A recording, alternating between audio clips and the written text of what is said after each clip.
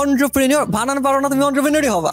বানান না বলে সমস্যা নাই। উদ্যোক্তা হওয়ার পর তোমার লাইফে কোনো কিছু কনস্ট্যান্ট থাকবে না, একটা জিনিস কনস্ট্যান্ট থাকবে, ওটা হচ্ছে problem. I was feeling hopeless, আমার কোনো পারপাস ছিল না লাইফে, কি করব না করব। If you are comfortable in corporate world, জোর করে ফ্রিল্যান্সার হওয়ার কোনো দরকার নাই। যখন আপনার অফলাইনে পরিবেশ নাই, তখন আপনি অনলাইনে পরিবেশ করেন। আবির ভাইয়ের সাথে আমার দেখাও হয় না জীবনে। You can hate someone and still learn from him. যদি আপনি নিজেকে ভালোবাসতেন, দেখতেন আপনি প্রতিদিন কি করতেছেন। খুব স্পেসিফিক একটা প্রবলেম গুগলে লিখে সার্চ করেন, হয় কোরাতে অ্যান্সার পাবেন, না হয় রেডিটে অ্যান্সার পাবেন। এই যে ডিজাইন যে শিখতেছি, এটা যদি আমি পৃথিবীকে দিয়ে যেতে না পারি, আমার আফসোস লাগবে। ন্যাশনাল ইউনিভার্সিটির প্রবলেমটা আসলে কি? তুমি যে কাজ পারো এটা মানুষকে জানাতে হবে। ত্রিপলিতে পড়তেছেন বা সিএসসি তে পড়তেছেন, ভুলে আপনি বলেন যে আপনি ডিজাইনার হবেন, আপনার ফ্যামিলির চেয়ে আপনার আশেপাশের এনভায়রনমেন্টের নাকি নিয়ে মাথা ব্যথা বেশি? জ্ঞান যদি ফ্রি হইতো তাহলে অক্সফোর্ড ইউনিভার্সিটি টিচার ইউটিউবে ক্লাস নিত। I agree with that. Graphic designer করে বা ভিডিও এডিটর করে কিভাবে সেল করবেন, ক্লায়েন্ট হান্টিং কিভাবে করবেন, এটা আপনাকে করায় না। গিগ করা দেখা লাভ কি? ড্রিমটাকে বিক্রি করে যে তুমি বইটা চান্স পেলে তোমার লাইফ সাথে সাথে চেঞ্জ হয়ে যাবে। বড় লোকের মতন ভাবতে হবে, বড় লোকদের মতন ভাবা উচিত। এর পরের স্টেপ কি? আসলে টিচাররা যে পড়ায় ম্যাক্সিমাম স্টুডেন্টই বুঝে না। আমি যদি বাংলাদেশের কর্পোরেট সিস্টেমটা বলি, এটা একদিক থেকে ভালো, একদিক থেকে খারাপ। একটা ল্যাপটপ রেখে সামনে তারপর ভিডিও বানায় না ভাইয়া, আসলে আমার আশেপাশে কেউ তেমন ভালো না, কেমন জানি ভালো না ভাই, সবাই অনেক টক্সিক। তো অনেক ভালো ম্যাথ করতে পারে, এর মানে কখনো এটা না যে আমি অনেক ভালো ম্যাথ বোঝাতে পারবো। যখনই কারো কোর্সে এনরোল করবেন, ফার্স্টে দেখেন তার ক্রিডেন্সিয়ালস কি। If you don't like your job, then leave. টাকার জন্য করতে গিয়ে আপনারা লো কোয়ালিটির এডুকেশন দিচ্ছেন পোলাপানকে। করতেছি কারণ সবাই করতেছে, জন্য করতেছি। ম্যাক্সিমাম মেন্টালিটি এরকম। আমাদের দরকার প্রেসার, আমাদের দরকার ডিসিপ্লিন। নবিতাকে নিয়ে আমি একটা পোস্ট করছিলাম, কি যে মানুষের গালি দিছে। আমাদের এত মেন্টাল শক্তি, আমরা কাউকে ঘৃণা করতে সময় নষ্ট করতেছি। ভালোবাসা সময় নষ্ট করেন ভাই। আপনি যে পড়ালেখা সিস্টেমে আগাচ্ছেন, বাকি 10টা মানুষ সেম পড়ালেখা সিস্টেমে আগাচ্ছে। বাকি 10টা মানুষ লাইফে উন্নতি করতে পারলে, নিজেদের কষ্ট করতে পারলে, আপনি করতে পারবেন না কেন? আসসালামু আলাইকুম, কি অবস্থা সবার? Welcome back again to the backbenchers podcast. So যেখানে আমরা কথা বলি সোসাইটির পার্সপেক্টিভ থেকে, সোকল ব্যাকবেঞ্চারদের নিয়ে।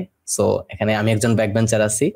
সো আমাদের ব্যাকবেঞ্চারদের লাইফটাকে আরেকটু ইজি করার ট্রাই করবো, প্লাস আরো কয়েকটা ইন্টারেস্টিং টপিক নিয়ে কথা বলবো, যেগুলো নিয়ে আসলে কথা বলা হয় না, আমাদের কথা বলা উচিত আসলে, সেই টাইপের টপিক নিয়ে কথা বলবো। সো ভাইয়া, সর্বপ্রথম আমাদের শোর নিয়ম অনুযায়ী আপনি নিজের পরিচয়টা নিজে একটু দেন, তারপর আমরা শুরু করি। ওকে, আমার নাম ইসমাইল হোসেন রাহাত বা ইসমাইল এইচ রাহাত। আমি একজন ফ্রিল্যান্স গ্রাফিক ডিজাইনার। পাশাপাশি আমি খুবই রিসেন্ট আমার পড়ালেখা শেষ করি অনার্স থেকে, জাতীয় বিশ্ববিদ্যালয় থেকে। আমি অ্যাকাউন্টিং নিয়ে পড়াশোনা করেছি। অ্যাজ এ ফ্রিল্যান্স ডিজাইনার কাজ করছি 2019 সাল থেকে। এখন পর্যন্ত বাংলাদেশের কিছু অসাধারণ মানুষ যেমন নাফিস সেলিম, খাদিজাতুল কোবরা সোনিয়া, প্রলয় হাসান, আতিকুর রহমান, ইউআই ইউএক্স ইন্ডাস্ট্রির, ক্রিয়েটিভ ইন্ডাস্ট্রির আলহামদুলিল্লাহ অনেকের সাথে কাজ করা হচ্ছে। রিসেন্টলি তুষার ভাইয়ের সাথেও কাজ করা হয়েছে, এটিসির আশিকুর রহমান তুষার ভাইয়ের সাথে। সো অ্যাজ এ ডিজাইনার আমি থাম্বনেল ডিজাইন করি, আমি সোশ্যাল মিডিয়া ডিজাইনগুলো করি।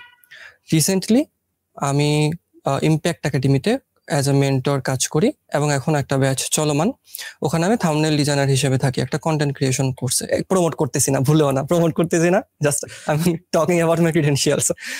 অ্যাজ এ মেন্টর আমি শেখাচ্ছি। পাশাপাশি নাফিস সেলিম ভাইয়ের একটা পার্সোনাল ব্র্যান্ডিং এজেন্সি আছে, আমি সেখানেও বর্তমানে কর্মরত আছি অ্যাজ এ সিনিয়র ডিজাইনার। এ হচ্ছে আমার আপাতত পরিচয়।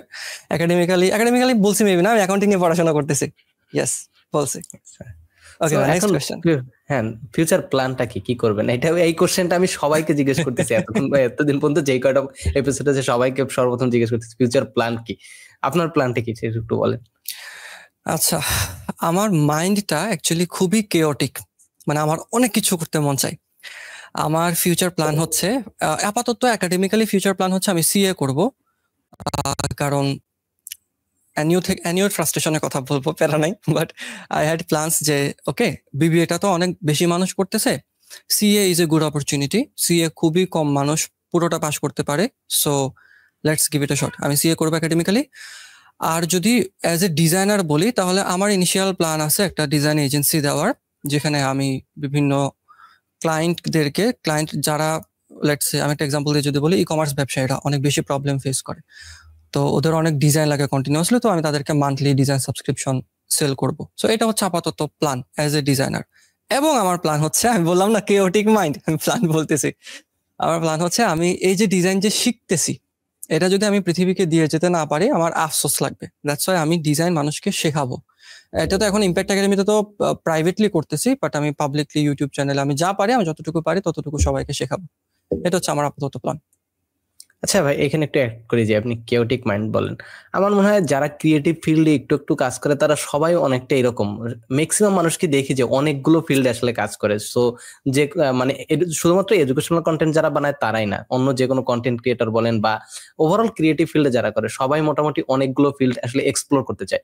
তারা, আমার মনে হয় যে তারা ক্রিয়েটিভ ফিল্ডটাকে চুজ করছে এই জন্য যে তাদের তারা সবগুলোকে অ্যাকচুয়ালি একটু দেখতে চায় যে হ্যাঁ কোনটা আমার জন্য শুট করে, বা এরকম ব্যাপারটা যে আমি একটু দেখি বাছাই দেখি যে কোনটা আমি পারি, বা একটু পৃথিবীটাকে একটু এক্সপ্লোর করে দেখি কতগুলো প্রফেশন আছে, দেখি না একটু কেমন লাগে। এটা ভালো পয়েন্ট। হ্যাঁ হ্যাঁ, ইয়েস, এইটাই ঘুরতেছে আমার সাথে, যখন যেমন চাইতেছে করতেছে। হ্যাঁ, যখন যেটা মন চাইতেছে। এটা কিন্তু একটা ফ্রিডম, ও টাইপ অফ ফ্রিডম, বিকজ আমি লেটস সে আপনার একটা ফাইন্যান্সিয়াল ব্যাকআপ যেহেতু আছে ডিজাইন, মানে আপনি ডিজাইন করতেছেন যেহেতু, সো ওই জায়গা থেকে যেহেতু একটা ফাইন্যান্সিয়াল ব্যাকআপ আছে, তো এখন হচ্ছে আপনি চাইলে পড়াশোনার ফিল্ডে যে কোনো কিছু করতে পারেন। বাট একটা ছেলে যে এই ব্যাকআপটা নাই, সো সে কিন্তু চাইলেও পড়াশোনাটাকে নিয়ে যে কোনো ধরনের এক্সপেরিমেন্ট করতে পারবেন। আপনি চাইলে কিন্তু যে কোনো ধরনের এক্সপেরিমেন্ট করতে পারবেন আপনার লাইফ নিয়ে, যদি ফাইন্যান্সিয়াল ব্যাকআপটা আছে। সো আই থিঙ্ক এটা ম্যাটার করে। আচ্ছা, যাই হোক, হ্যাঁ, আমরা yes. আচ্ছা আমরা আমাদের আসল টপিকে যাই, যেটা নিয়ে আমাদের কথা বলার কথা, যেটা হচ্ছে national university, problem of national university.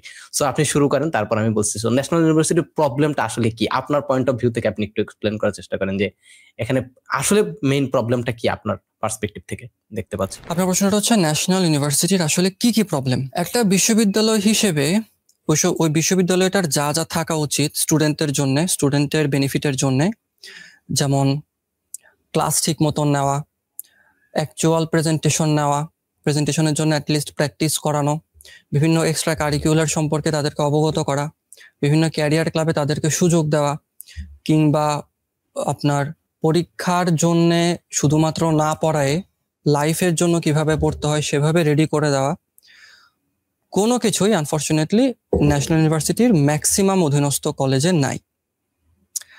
এটাতে আমাদের কোনো ফরম্যাটই নাই পড়ার। কিভাবে পড়তেছে আমি বলি, অ্যানিউর পোলাবান কিভাবে আমরা পড়ছি। সারা বছর ঠিক মতন পড়তেছি না, কলেজও ঠিক মতন ক্লাস হচ্ছে না, কি করতেছি, ব্যতিক্রম দিগদর্শন পাইছি, বাহ একদম বোর্ড কোশ্চেন, হ্যাঁ টিচারও বলে দিছে আরে বোর্ড কোশ্চেন পড়বো রিপিট আসবে। এখন বোর্ড কোশ্চেনও রিপিট আসে না, তো এখন আমাদের মেইন বই পড়া লাগে। মেইন বই যে পড়বো, একটা গাইডেন্স ধরায় দিবে, ওই সুযোগটা অ্যানিউতে নাই। একটা পাবলিক ইউনিভার্সিটি কিংবা প্রাইভেট ইউনিভার্সিটি, হ্যাঁ সব ইউনিভার্সিটি টিচাররা যে একেবারে সবাই ভালো বিষয়টা এমন না, কিন্তু একটা পাবলিক ইউনিভার্সিটি প্রাইভেট ইউনিভার্সিটিতে পোলাবান যে পরিবেশটা পাচ্ছে, যে পুশটা পাচ্ছে, যে পিয়ার প্রেশারটা পাচ্ছে, এনইউতে এসবের কোনো কিছুই নাই। এবং এটা নিয়ে আমরা যখন ইউনিভার্সিটি টিচারদের সাথেও কথা বলতেছি যে স্যার আমাদের একটা ক্যারিয়ার ক্লাব করে দেওয়া যায় কিনা, বা আমাদের এই জিনিসটা করা যায় কিনা, টিচাররা চেষ্টা করতেছে, অথরিটি মানে না, অথবা টিচাররাই চেষ্টা করতেছে না, কোনো আগ্রহ নাই। আমরা আরো ইস্যু বলবো, কোশ্চেন করতে থাকেন, আপাতত এই ইস্যুগুলো আমার মাথায় আসতেছে।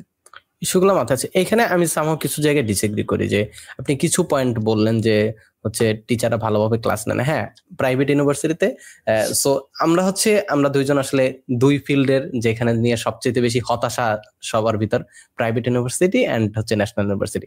প্রাইভেটে অনেকে ভালো করছে এন্ড ন্যাশনালেও ভালো করছে, বাট হয়তো সংখ্যাটা একটু হয়তো কম অন্যদের চেয়ে। বাট ন্যাশনাল থেকে আমার পয়েন্ট অফ ভিউ থেকে আমি মনে করি ন্যাশনাল থেকেও ভালো করা সম্ভব।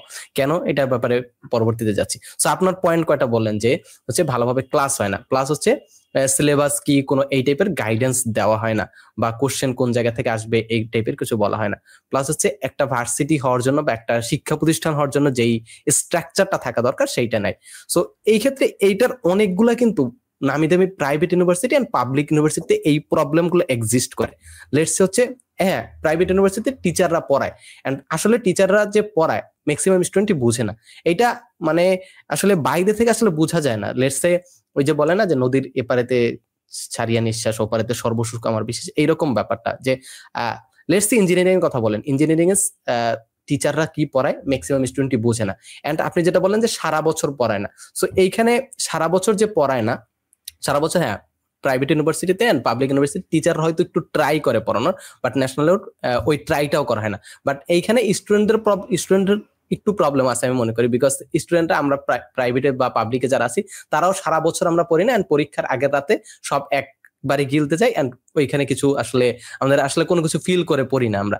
এন্ড আপনি যেটা বললেন যে আসলে পড়াশোনাটাকে যেভাবে ফিল করে বা প্র্যাকটিক্যাল এক্সপিরিয়েন্সের মাধ্যমে পড়ানো বা প্রেজেন্টেশনের মাধ্যমে পড়ানো, এই টাইপের জিনিসগুলো আসলে এইখানেও খুব একটা হয় না। লেটস সে ইঞ্জিনিয়ারিং এর ক্ষেত্রে ল্যাব করানো হয় বা ইঞ্জিনিয়ারিং বা এই ফিল্ডে, এই রিলেটেড ফিল্ডের যে সাবজেক্ট গুলো আছে সিএসসি ত্রিপলি বা অন্য সাবজেক্ট বা মেকানিক্যাল, এখানে ল্যাব করানো হয়। বাট এইটা অনেকটা মুখস্থের মতো। লেটস সে আমি গেলাম একটা এক্সপেরিমেন্ট করে চলে আসলাম, কিছু ডেটা বসাইলাম, কিছু ডেটা নিলাম, চলে আসলাম। আসলে আমরাও কিন্তু এইগুলো ফিল করি না, ফিল করে পড়ি না।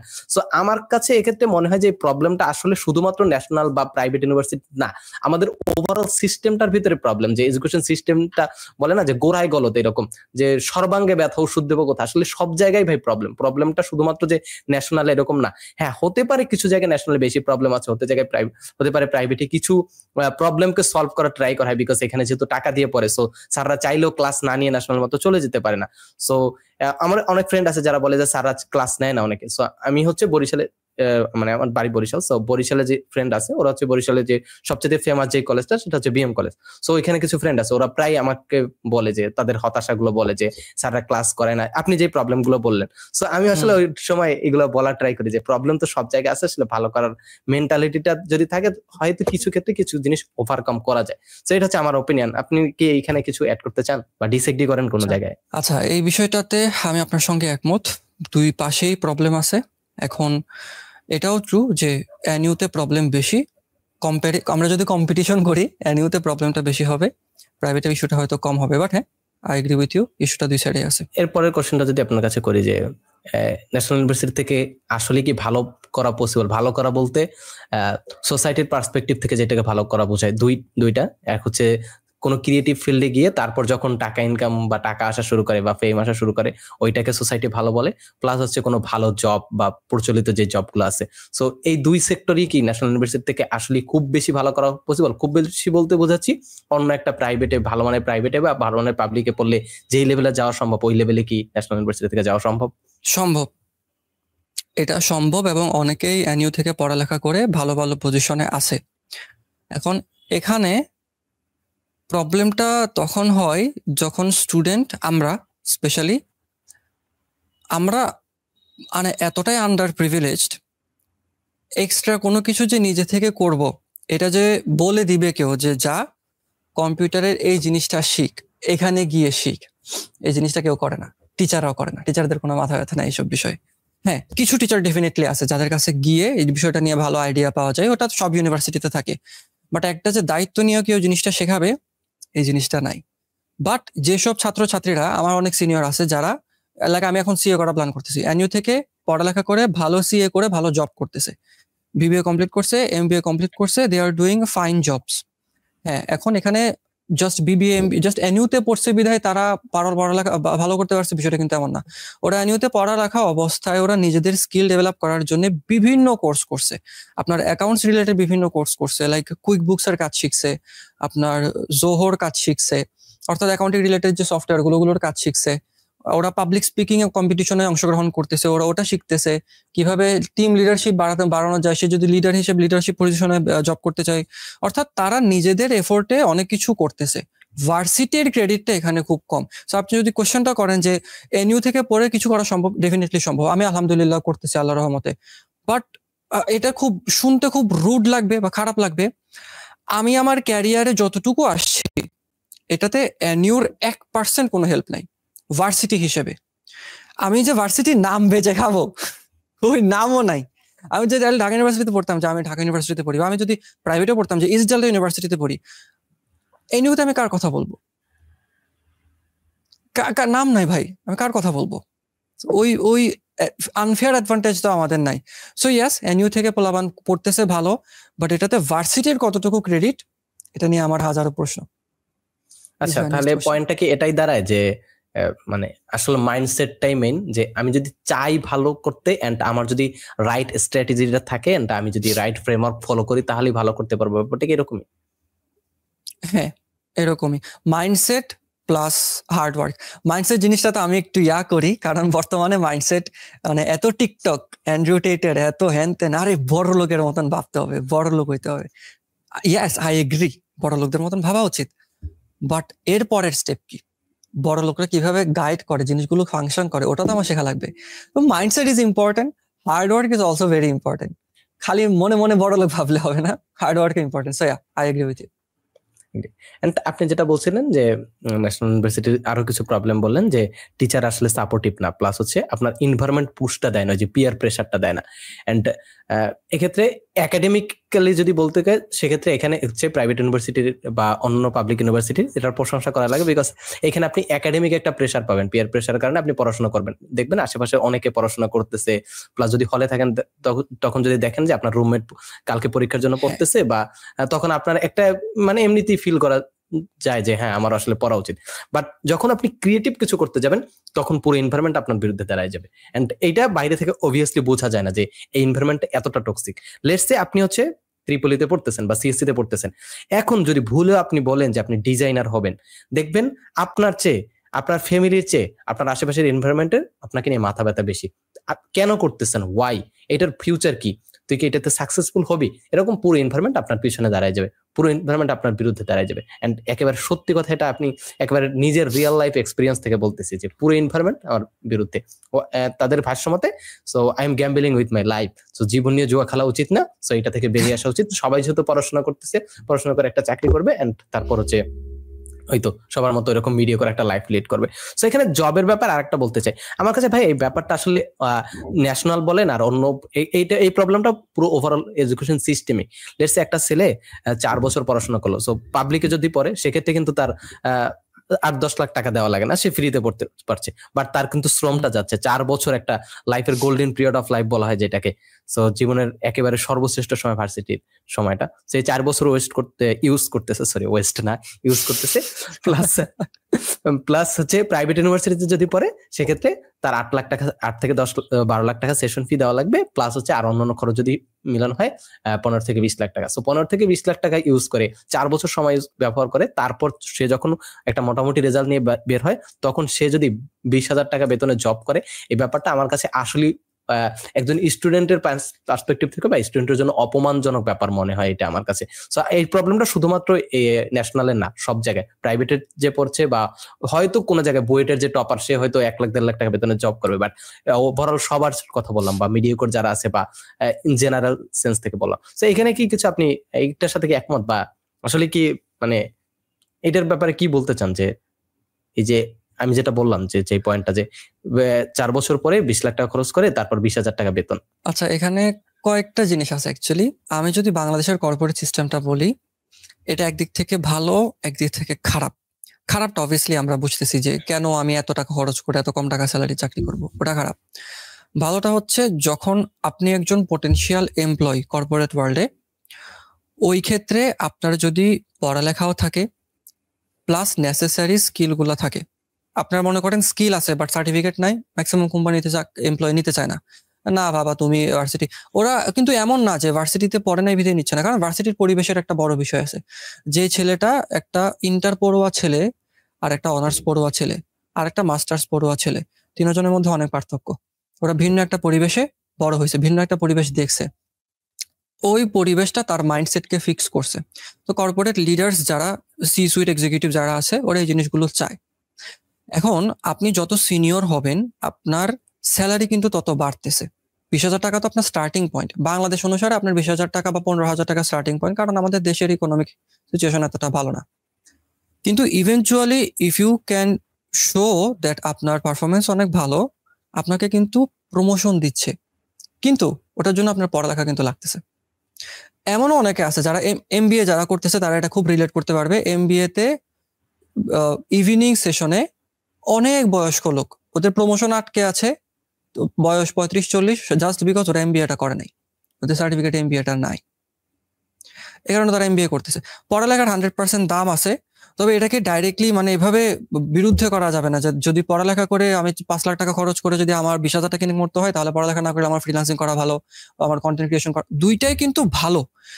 একটার কম্পিটিটর না, দুইটাই ভালো। এমন অনেক সিএ আছে যারা সিএ শেখাচ্ছে, ওরাও তো এক ধরনের কন্টেন্ট ক্রিয়েটর, দুইটাই ইউটিলাইজ করতেছে। সো এতটুকু কন্ট্রাডিক্ট আমি করবো আপনার অপিনিয়নের সাথে।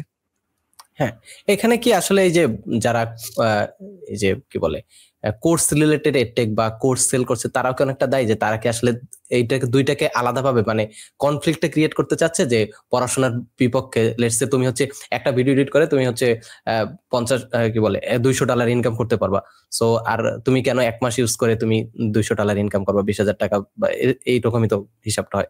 সো কেন হচ্ছে তুমি 1 মাস ইউজ করে এটা করবা, আর অন্যদিকে তুমি হচ্ছে একদিনে একটা ভিডিও এডিট করে তুমি হচ্ছে 20,000 টাকা ইনকাম করতে পারবো। সো তারাই কি এরকম বিপক্ষে দাঁড় করাচ্ছে, যে এরকম মাইন্ডসেটটা তৈরি করছে যাতে তাদের ওই ফিল্ডে মানুষ বেশি আসে? হ্যাঁ, এটা বললে অনেক কোর্স ক্রিয়েটরের মেজাজ খারাপ হয়ে যাবে, বাট দিস ইজ ট্রুথ।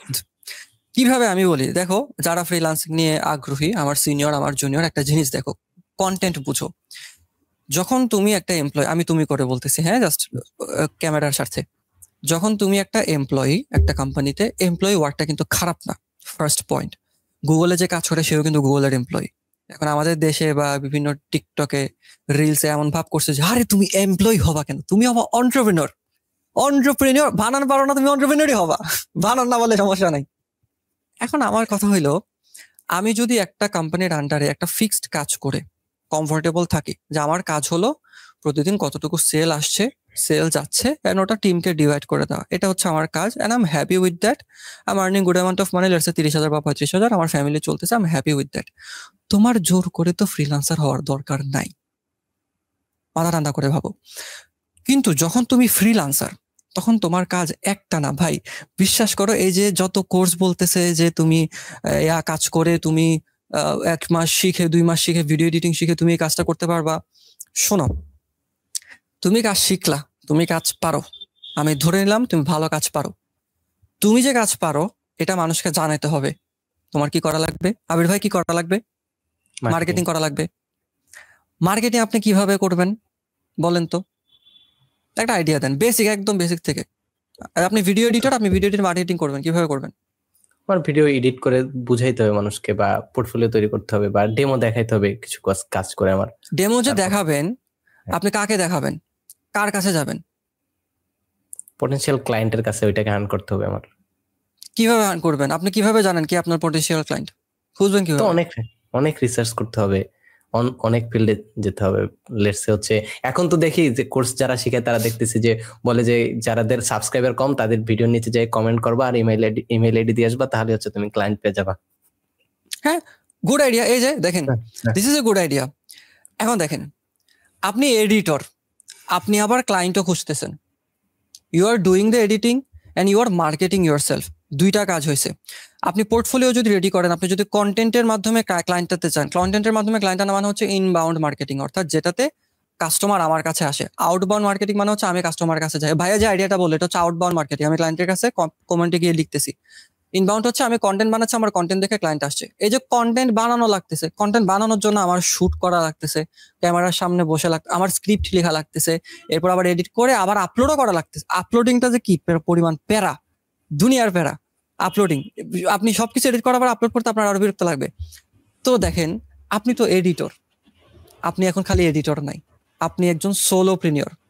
আপনার কাস্টমার ও ভালো কথা, ও ভিডিওতে এডিট করলেন, ক্লায়েন্টকে মেসেজ দিলেন, ক্লায়েন্ট আসলো, আসার পরে কি ক্লায়েন্টের সাথে নেগোশিয়েট করতে হবে। ক্লায়েন্ট বলবে যে না 1 দর 500, আপনি বলবেন আরে ভাই 50,000 টাকা কাজ, 500 টাকা কেমনে দিব?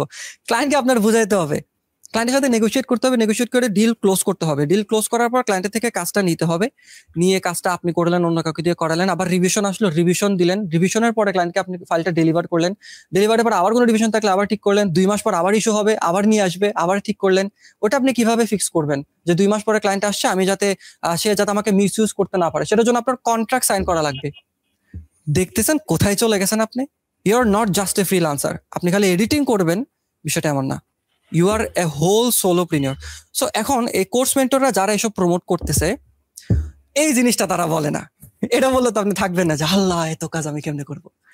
বাবা, তোমার সবকিছু করা লাগবে না। তোমার যদি ফ্রিল্যান্সিং এত কাজ করতে তোমার কষ্ট হচ্ছে, ইটস ফাইন, তোমার জোর করে ফ্রিল্যান্সার হওয়ার কোনো দরকার নেই।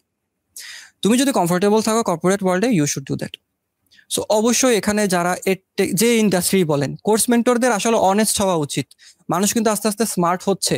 কোর্স মেন্টররা কোর্স বেচেন, আই অ্যাপ্রিশিয়েট দ্যাট। ভালো কোর্সের বাংলাদেশে দাম আছে, আপনি শেখান মানুষকে একটা প্রিমিয়াম জিনিস। আপনি অক্সফোর্ড, আমার টিচার একটা কথা বলছিল যে জ্ঞান যদি ফ্রি হইতো তাহলে অক্সফোর্ড ইউনিভার্সিটি টিচার ইউটিউবে ক্লাস নিত। I agree with that.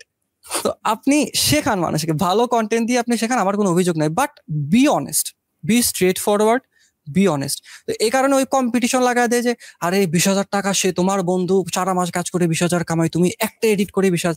এই একটা 20,000 টাকা কামাইতে আপনার যে কি পরিমাণ কষ্ট হবে, যে এত মার্কেটিং করা লাগতেছে, 20,000 টাকা আপনি ডেলি কামাবেন না। একটা ভিডিও এডিট করতে আপনার যদি হাইস্ট 4 দিন লাগে, একে তো 4 দিন লাগে না, ভালো এডিট করতে আরো বেশি সময় লাগে, আমি ধরলাম 4 দিন লাগে, মাসে আপনি কয়টা ভিডিও এডিট করতে পারবেন? আপনি 4 দিন পর পর কন্টিনিউয়াস ভিডিও এডিট করতে পারবেন? আপনার এতটা বার্ন আউট হবেন, আপনার এই ফিল্ড আর ভালো লাগবে না। তখন মাসে আমি ধরলাম যে আপনি একটা ভিডিও এডিট করেন, $150 নেন, 15,000 টাকা লেটসে নেন, মাসে আপনার 4টা ভিডিও এডিট করতে পারেন, আপনি 60,000 টাকা নিলেন, আলহামদুলিল্লাহ, খুবই ভালো। এই 60,000 টাকা আনতে আপনার যে পরিমাণ কষ্টটা করা লাগবে, আপনি ওই কষ্টটা হ্যান্ডেল করতে পারবেন কিনা? যদি হ্যান্ডেল করতে পারেন তাহলে ওয়েলকাম। আর যদি মনে হয় যে হ্যান্ডেল করতে পারতেছেন না, কর্পোরেট আপনার জন্য এতটাও খারাপ না। একটা বাংলাদেশের পার্সপেক্টিভ অনুসারে আপনি যদি কর্পোরেট অফিসে গিয়ে বলে যে আরে ভাই একটা ফ্রিল্যান্সিং করলে এত টাকা কামানো যায়, আপনি এত স্যালারি কম দিবেন কেন? কারণ ওই স্যালারিতে মানুষ পাচ্ছে, ওই স্যালারিতে মানুষের লাইফ কমফোর্ট। আমাদের বাবা মা আমাদেরকে মানুষ করছে না ভাই ওই স্যালারিতে, তো আপনার প্রবলেম কোথায়?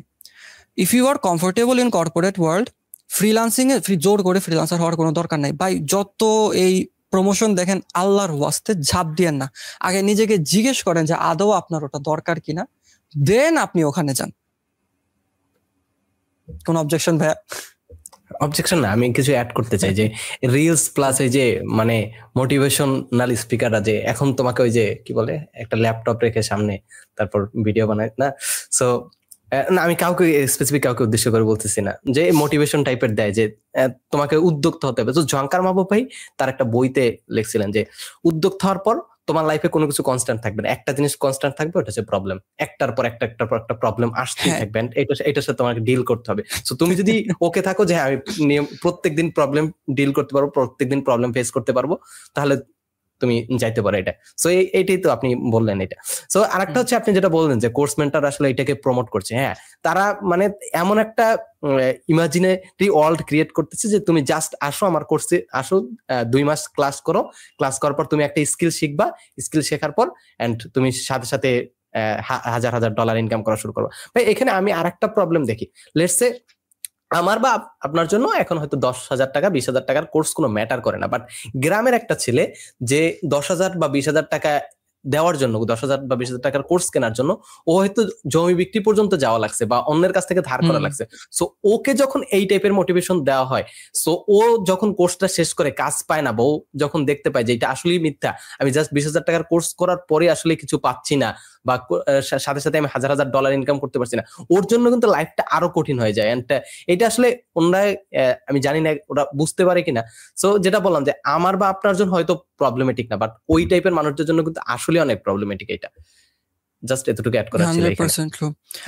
এটা অ্যাকচুয়ালি ট্রু। এই জন্য ভাই এটা যদিও আমাদের অ্যানিউ টপিক না, বাট স্টিল আমি আপনাদেরকে সাজেস্ট করব, যখনই কারো কোর্সে এনরোল করবেন, ফার্স্টে দেখেন তার ক্রিডেন্সিয়ালস কি, সে আদৌ টাকা কামাচ্ছে কিনা। এখানে আরেক 2টা জিনিস আছে ভাই, সব আর্নার কিন্তু সব ভালো মেন্টর না। আমাদের ইউনিভার্সিটিতে যারা টিচার আছে, অ্যানিউতে যাচ্ছে এখন, অ্যানিউতে যত টিচার আছে, those are very talented, they are very talented as a student, not as a teacher. ওরা টিচিং করানোর জন্য যতটুকু আন্তরিকতা, স্কিল দরকার আমি পাই নাই। একে তো আমি 4 বছর অনার্স 6 বছরে শেষ করছি, ওই দুঃখের কথা নাই বলি। আমি একটা টিচারের স্কিল যতটুকু থাকা উচিত, ওরা ভালো টিচার না। সেম জিনিসটা কিন্তু ফ্রিল্যান্সিং এও। আপনার ফ্রিল্যান্সিং যে শেখাচ্ছে সে ভালো শেখাচ্ছে কিনা আগে সেটা দেখেন, সে আগে শিখাইছে কিনা, বা তার কোনো ফ্রি রিসোর্স আছে কিনা, সে ভালোভাবে শিখাচ্ছে কিনা। প্লাস বাংলাদেশে এই জিনিসটা আমি খুব বেশি দেখছি, কোর্সের মডিউলে বলা থাকে যে আপনাকে আমরা গ্রাফিক ডিজাইনার করে দিব। ওরা আসলে গ্রাফিক ডিজাইনার করে বা ভিডিও এডিটর করে, কিন্তু এটা করার পরে ওইটা কার কাছে গিয়ে সেল করবেন, কিভাবে সেল করবেন, ক্লায়েন্ট হান্টিং কিভাবে করবেন, ওটা আপনাকে করায় না। খালি বলবে যে আরে ফাইবার আপওয়ার্কে আমরা গিগ করা দেখাবো। গিগ করা দেখায় লাভ কি? আপনি it's like you are saying to me যে ভাই রাত ভাই আমি আপনাকে ফেসবুকে অ্যাকাউন্ট খোলা দেখাবো, ঠিক আছে, তাইলেই আপনি ক্লায়েন্ট পাবেন। ফেসবুক অ্যাকাউন্ট খুলে বিভিন্ন গ্রুপে জয়েন দিতে হবে, বিভিন্ন গ্রুপে জয়েন দিয়ে ওইসব মানুষদের সাথে কাছে রিচ আউট করা লাগবে। একটা প্রসেস আছে না, এই প্রসেসটা কিন্তু তারা দেখায় না। অনেক প্রতিষ্ঠান আছে, আমি নাম বলবো না, 30,000 টাকা 40,000 টাকা কোর্স, ওরা এসব কিছুই দেখায় না।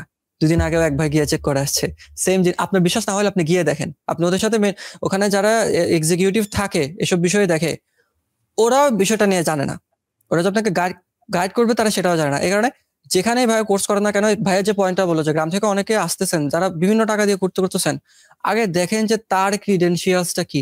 তার ক্রিডেন্সিয়ালস এর কোনো যদি ছাপ না পান, তা ইউনিভার্সিটি তো মনে করেন একটা ছাপ থাকে, ইউনিভার্সিটিতে সার্টিফিকেট না হলে ওরা টিচার হইতে দিত না, ওনারা টিচার হইতে দিত না। কিন্তু এসব অনলাইনে কিন্তু ক্রিডেন্সিয়ালসটা থাকে না সহজে।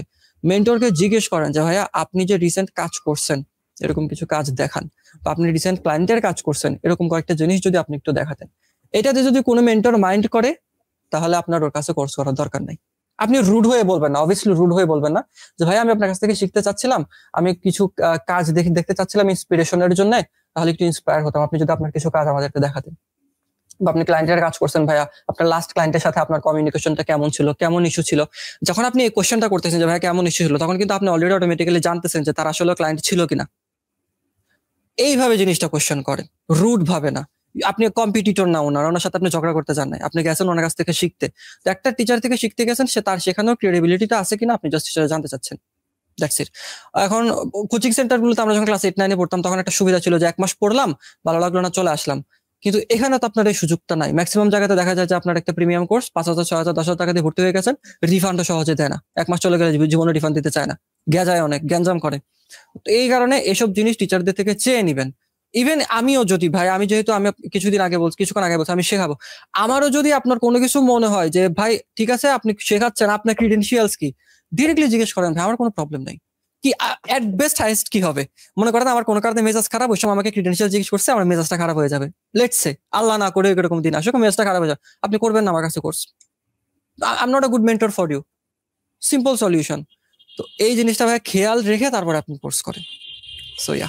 হ্যাঁ, যেটা আপনি বলছিলেন, আমাদের এখানে প্রবলেম আছে একটা, যে আমরা মনে করি একজন মানুষ ভালো স্টুডেন্ট হলেই সে ভালো টিচার হবে। সো এই মেন্টালিটিটা কিন্তু আমাদের এডুকেশন সিস্টেমের জন্য আসলে বড় একটা প্রবলেম। সো ভালো স্টুডেন্ট মানে সে কখনো ভালো টিচার না, এইটা আসলে অনেকেই বুঝে না।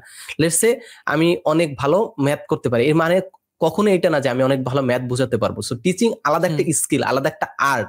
সো এটা হচ্ছে আপনি ন্যাশনাল ইউনিভার্সিটির যে প্রবলেম গুলোর কথা বললেন, যে হ্যাঁ ওরা স্টুডেন্ট হিসেবে ভালো, হয়তো টিচাররা তারা স্টুডেন্ট হিসেবে ভালো, বাট অ্যাজ এ টিচার তারা অনেকেই আসলে কোয়ালিফাইড না, তারা হয়তো অনেকেই বোঝানোর যে ভালোভাবে বোঝানোর যে এবিলিটি এটা নাই। সো এটা কিন্তু অনেক জায়গায়, এটা অনেক জায়গায় কি সব জায়গায়, বাংলাদেশের সব জায়গায় এটা, প্রাইভেট ইউনিভার্সিটি বলেন বা কি বলে পাবলিক ইউনিভার্সিটি বলেন, সব জায়গায় এই প্রবলেমটা আছে যে টিচার মানে সবসময় টিচার না হয় আসলে এইটা দেখে যে সে কতটা ভালো স্টুডেন্ট, এজ এ স্টুডেন্ট সে কতটা ভালো। আসলে এজ এ টিচার তাদের ওই টাইপের কোনো টেস্ট আসলে নেওয়াই হয় না কখনো, যে টিচার রিক্রুটমেন্টের সময় এই টাইপের কোনো টেস্ট আসলে নেওয়া হয় না। দ্যাটস ওয়াই আসলে ওদেরকে কিন্তু ভাই ট্রেনিং দেওয়া হয়, সরি ফর ইন্টারাপ্টিং ভাই, ওদেরকে কিন্তু টিচার হিসেবে অনেক ট্রেনিং দেওয়া হচ্ছে প্রতি মাসে মাসে, কিন্তু কি যে ট্রেনিং দেয় ওরা জানে, ওদের আল্লাহ জানে, আমরা কিছুই জানি না। এখানে ট্রেনিং এর প্রবলেম থাকতে পারে, প্লাস মাইন্ডসেটও প্রবলেম থাকতে পারে যে আমি শিখবো না। হ্যাঁ, এখানে ভাই আমি জানি না আসলে টিচার, কোনো টিচার যদি পডকাস্টটা দেখেন প্লিজ বিষয়টা নিয়ে আমাদেরকে শেখাবেন। যখন ট্রেনিং দিচ্ছেন তখন কি আপনারা ইউজার এক্সপিরিয়েন্স অ্যানালাইসিস করে ট্রেনিং দিচ্ছেন? ইউজার এক্সপিরিয়েন্স বলতে আমি বোঝাচ্ছি যে স্টুডেন্ট বুঝতেছে কিনা আদেও, ওইটা চেক করে ট্রেনিং দিচ্ছেন। স্টুডেন্ট আসলে কি চায়, কারণ আমাদের সাইকোলজি কিন্তু চেঞ্জ হয়। 10 বছর আগে স্টুডেন্টের মাইন্ড যেভাবে নিত এখন কিন্তু সেভাবে নেয় না। আপনারা কি বর্তমান ট্রেন্ড অনুসারে, বর্তমান মানুষের মস্তিষ্ক অনুসারে ওইভাবে পড়ালেখাটাকে সাজাচ্ছেন কিনা, ওইভাবে ট্রেনিংটাকে সাজাচ্ছেন কিনা প্লিজ জানাবেন।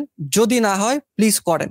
আমরা তো বের হয়ে গেছি, আমাদের অশান্তি কিছুটা শেষ, সিএ তো হয়তো গেলে আরেকটু জয়েন দিব, বাট যারা জুনিয়র আছে বাস খাচ্ছে ওরা। ট্রেনিংটা যখন দিচ্ছেন প্লিজ, জেনারেশন জেড, এখন জেনজি অনেক ট্রেন্ডিং এ থাকে, জেনজির জন্য কি, জেনজির মাইন্ড কিন্তু সেম না ভাই, মানে স্যার জেনজির মাইন্ড সেম না, প্রত্যেকের মাইন্ডটা এখন অনেক ডিফারেন্ট হচ্ছে, সাইকোলজি অনেক ডিফারেন্ট ভাবে কাজ করে। তো ওইভাবে আসলে আমাদেরকে শেখানো উচিত। এই বিষয়টা টিচাররা যদি একটু খেয়াল রাখে আমাদের লাইফটা আরেকটু ইজি হবে।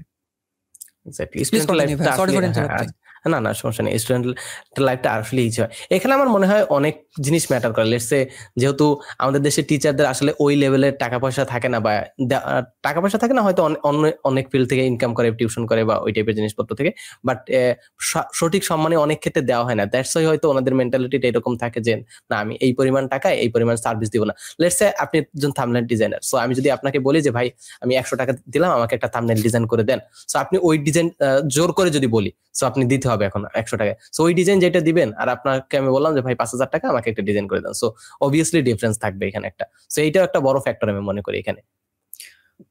আমি একটু অ্যাড করব, এটা একটু রুট শোনাবে again. If you don't like, আমি ফার্স্টে সুন্দরভাবে বলি, আমি যদি পছন্দ না করি 100 টাকাতে কাজ করব না, তাহলে আমি আপনাকে মানা করে দিব যে আই এম সরি ভাইয়া, আমি বাজেটে কাজ করি না, শেষ। If you don't like your job then leave. I am sorry teachers, but if you don't like your job then leave. আপনারা টাকার জন্য করতেছেন, ঠিক আছে, we are doing everything for টাকা, টাকা ফ্যামিলিতে দরকার, বাট টাকার জন্য করতে গিয়ে আপনারা লো কোয়ালিটির এডুকেশন দিচ্ছেন পোলাবানকে কেন? If you don't like that, if you don't like teaching people, আপনার কাছে যদি পোলাবান পড়াতে বিরক্ত লাগে দেন লিভ। আপনার যেটা করতে ভালো লাগে আপনি সেটা করেন। বাচ্চা কাচ্চার লাইফ কেন নষ্ট করতেছেন? আমাদের লাইফ কেন নষ্ট করতেছেন? আমি রাগান্বিত না আপনাদেরকে, আমি আসলে জেনুইন প্রশ্ন করতেছি, আপনারা নিজেকে একটু প্রশ্ন করেন কেন করতেছেন। তা আপনি বলছেন যে স্যালারি কম, ইফ ইউ থিঙ্ক যে স্যালারি কম দিচ্ছে দেন ডু সামথিং যেটাতে স্যালারি বেশি দিই। আপনি টিচিং এ কেন আসতেছেন তাহলে স্যালারি কম দিলে? কোশ্চেন থাকে। আপনি যদি বলেন যে ঠিক আছে টিচিং এর স্যালারি কম থাকলেও কোচিং টোচিং করে তখন ইনকাম ভালো হয়, তো আপনার ইনকাম তো হচ্ছে, তো আপনি পড়াচ্ছেন না কেন? আপনি প্রাইভেটে ঠিক মতন পড়াচ্ছেন, আপনি কলেজে ঠিক মতো পড়াচ্ছেন না কেন? এটা কিন্তু এখনো শেষ হয় নাই ভাই, এটা আমাদের টাইমেও ছিল, এখনো চলতেছে। প্রাইভেটে ঠিক মতো পড়াচ্ছে, কলেজে ঠিক মতন পড়ছে না কেন? এটা কি আপনার ব্যর্থতা না? হ্যাঁ, এখানে আমি কমপ্লিটলি আপনারও দোষ দিব না। আপনি বলতেছেন যে ভাই কলেজ থেকে তো টাকা কম দিচ্ছে, সেজন্য আমরা এখানে প্রাইভেট পড়াচ্ছি। কলেজ থেকে টাকা যেহেতু কম দিচ্ছে আপনারা, ঠিক আছে, এটা কন্ট্রাডিক্টরি হয়ে যায়। আমি যদি এখন বলি যে কম পড়ায়েন এখানে বেশি পড়ায়েন, if you don't like it, আপনি অ্যাটলিস্ট ততটুকু পোলাপানগুলোকে দেন যতটুকু তারা ডিজার্ভ করে। আপনার 40 মিনিট সময় থাকে একটা ক্লাস নেওয়ার, আপনি ভংচং করে কেন নিচ্ছেন? আমাদের যা হয়েছিল ভাই, এটা বললে তো আসলে মানে ভাবলে মেজাজ খারাপ হয়ে যায়। 40 মিনিটের ক্লাসে 30 মিনিট দিত মোটিভেশন, 10 মিনিট দিত ক্লাস। আমাদের ভাই মোটিভেশন দরকার নাই, আমাদের দরকার প্রেশার, আমাদের দরকার ডিসিপ্লিন। প্রাইভেট ইউনিভার্সিটি পোলাপানগুলো কেন ঠিক মতন ঠিক কাজ, ভাই আপনি অ্যাসাইনমেন্ট না করেন আপনার নাম্বারই দিবে না, ক্লাসে আসতে সেটা নাম্বার দিব না, কি করবা করোকা?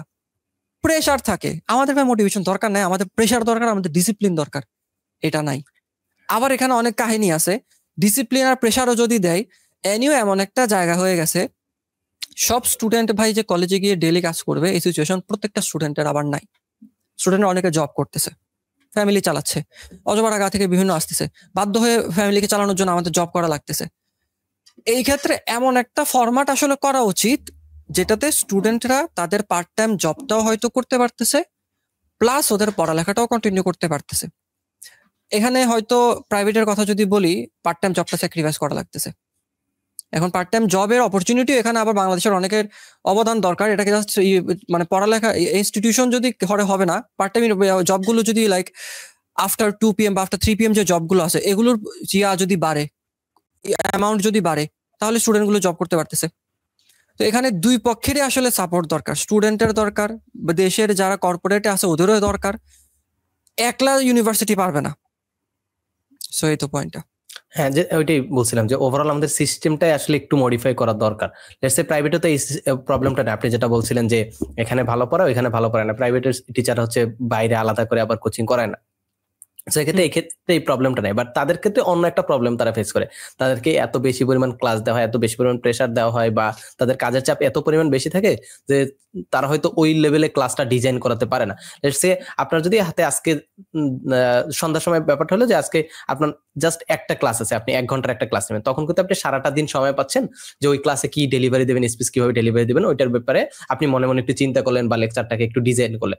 বাট আপনার যদি ওই একদিনের ভিতর 7টা ক্লাস থাকে তখন আপনি কিচ্ছু করবেন না, জাস্ট আপনি স্লাইডে যেটা থাকবে এটা দেখে দেখে পড়ে যাবেন। এটা সমস্ত দোষ তখন ইনস্ট্রাক্টর বা টিচারকে দেওয়া যায় না, তখন হচ্ছে সিস্টেম আসলে, তখন হচ্ছে আমার ধারণা মেইন যে কালপ্রিট সেটা হচ্ছে সিস্টেমটা, তখন আর টিচারের দায়টা আসলে থাকে না। সো আচ্ছা, ন্যাশনাল ইউনিভার্সিটি আবার ফেরত আসি। আচ্ছা ভাই, ন্যাশনাল ইউনিভার্সিটিতে ম্যাক্সিমাম স্টুডেন্ট যায় কখন? যে অনেকে বলে না যে আমরা লাইফের একেবারে শেষ স্টেজে যাই, যে চান্স পাই নাই আমি, আর তারপর হচ্ছে আমার ফ্যামিলিরও যথেষ্ট এবিলিটি নাই আমাকে প্রাইভেটে পড়ানোর মতো, তখনই যায়। এটাকে আসলেই সত্যি আপনি কি মনে করেন? ভালো জায়গায় ধরছেন, এখন আমি আরেক দলকে ধরবো। আমি বলি এনইউতে যারা পড়তেছে, যখন পাবলিকে টিকতেছে না, প্রাইভেটে পড়ার টাকা নাই, তখন এনইউতে পোলাপানগুলো আসতেছে। কোচিং সেন্টার যারা পাবলিক ইউনিভার্সিটি প্রিপারেশনের জন্য পড়াচ্ছে, আমার মানে বলতেছি যে আমার যে কি রাগটা লাগতেছে, আমার জাস্ট পাস্ট মনে পড়তেছে। কোচিং সেন্টার গুলা একটা, আমার মনে হয় না কাউকে বলছে যে বাবা যদি তুমি পাবলিকে, ঠিক আছে তুমি পাবলিকে প্রিপারেশন নিচ্ছ, কিন্তু তুমি যদি পাবলিকে না টিকো সেক্ষেত্রে তোমার অপশন হচ্ছে ভালো এটা হচ্ছে ভালো প্রাইভেট ইউনিভার্সিটি। যদি তোমার আর্থিক সামর্থ্য না থাকে, এইটা হচ্ছে ন্যাশনাল ইউনিভার্সিটি। ন্যাশনাল ইউনিভার্সিটির আন্ডারে অনেকগুলো কলেজ আছে, ওই কলেজগুলো সম্মিলিতভাবে এনইউর আন্ডারে। ঢাকা ইউনিভার্সিটি যেমন আলাদা, সিইউ আলাদা, এনইউ আসলে আলাদা না, এনইউর ভেতরেও আবার অনেকগুলো কলেজ আছে। এই কলেজের মধ্যে আমাদের শহরে এই কলেজগুলো মোটামুটি ভালো, টিচাররা মোটামুটি ভালো পড়ায়। একটা কোচিং সেন্টারের টিচারের এগুলো বের করা এত বেশি কঠিন কাজ না। আমার লাইফে মানে খুব খারাপ লাগতেছে বলতে, আমার লাইফে যদি আমার টিচার গুলা, আমার ইউনিভার্সিটি যারা গাইডেন্স দিছে, ওরা যদি আমারে একবার বলতো যে এনইউ নামের একটা জিনিস এক্সিস্ট করে, এনইউ ওয়ার্ডটা আমি শুনিও নাই, সিরিয়াসলি বলতেছি, আমি 2018-তে আমি এইচএসসি দিছি, এনইউ ওয়ার্ডটা আমি শুনি নাই, বলেও নাই যে তুমি যদি পাবলিকে না টিকো তাহলে প্রাইভেট ইউনিভার্সিটি আছে সবাই পড়ে, বাট এনইউ যে আছে ন্যাশনাল ইউনিভার্সিটিতে পড়া উচিত না বা পড়া উচিত, একটা ওয়ার্ড কোনো টিচার বলে নাই, একটা সিঙ্গেল ওয়ার্ড। তারা যদি একটু গাইডেন্স দিত যে যদি পারো প্রাইভেটে পড়ো, ভালো প্রাইভেটে পড়ো, বা এনইউতে এখানে পড়তে পারো, মোটামুটি ঠিক আছে, তাহলে হয়তো আজকে আমার লাইফটা আরেকটু সুন্দর হতো।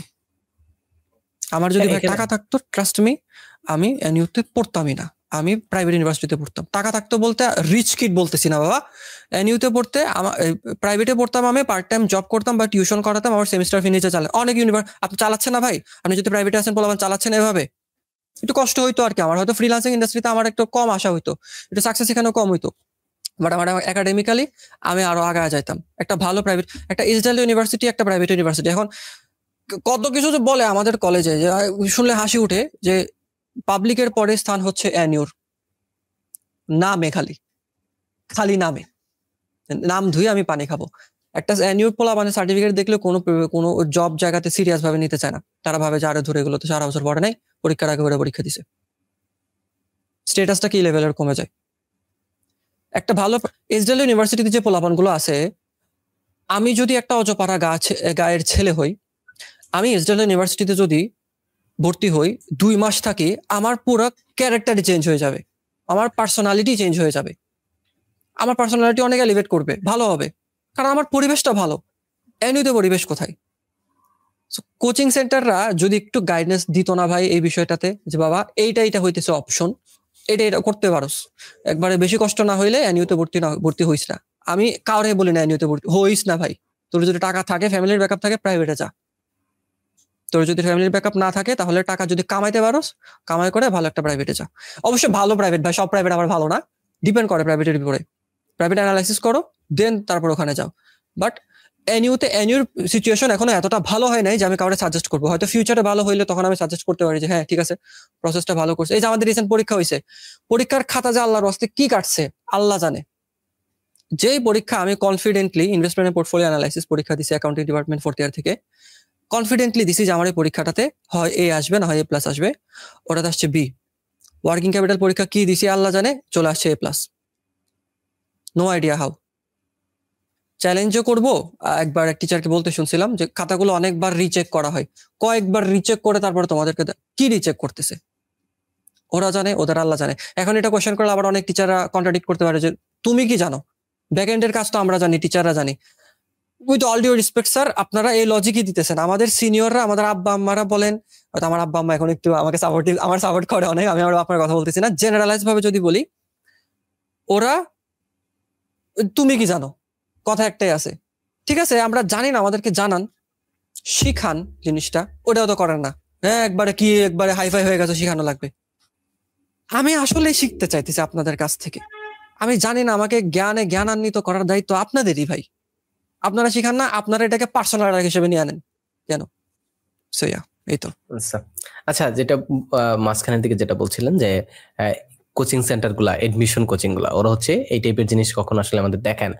সো ওরা আসলে আমার মনে হয় যে ওরা আসলে পড়াশোনা বিক্রি করে না কখনো, ওরা বিক্রি করে আসলে ড্রিমটাকে বিক্রি করে, যে তুমি বইটা চান্স পেলে তোমার লাইফ সাথে সাথে চেঞ্জ হয়ে যাবে। সো ওই লুপের ভিতর থেকে আপনাকে বের করতে চায় না। যে আপনি যদি দেখেন, আপনি যদি ওই লুপের ভিতর থেকে বের হয়ে যান, তখন কিন্তু আপনি ওদের হচ্ছে কি বলে টার্গেট অডিয়েন্স বা টার্গেট কাস্টমার ভিতর থাকবেন না। তখন কিন্তু আপনি ডিফারেন্ট ভাবে চিন্তা করা শুরু করবেন। সো তখন কিন্তু ওদের বিজনেসটাই আর এক্সিস্ট করবে না। দ্যাটস ওয়াই ওরা সবসময় চায় আপনাকে ওই ঘোরের ভিতর রাখতে, যে আমি আজ যদি বইটা চান্স পাই আমার লাইফ আসলে শেষ, মানে পুরো ঝাঁকানাক হয়ে যাবে, আর যদি আমি ডিউতে চান্স পাই আমার লাইফ পুরোই হয়ে যাবে, আর যদি চান্স না পাই তাহলে শেষ।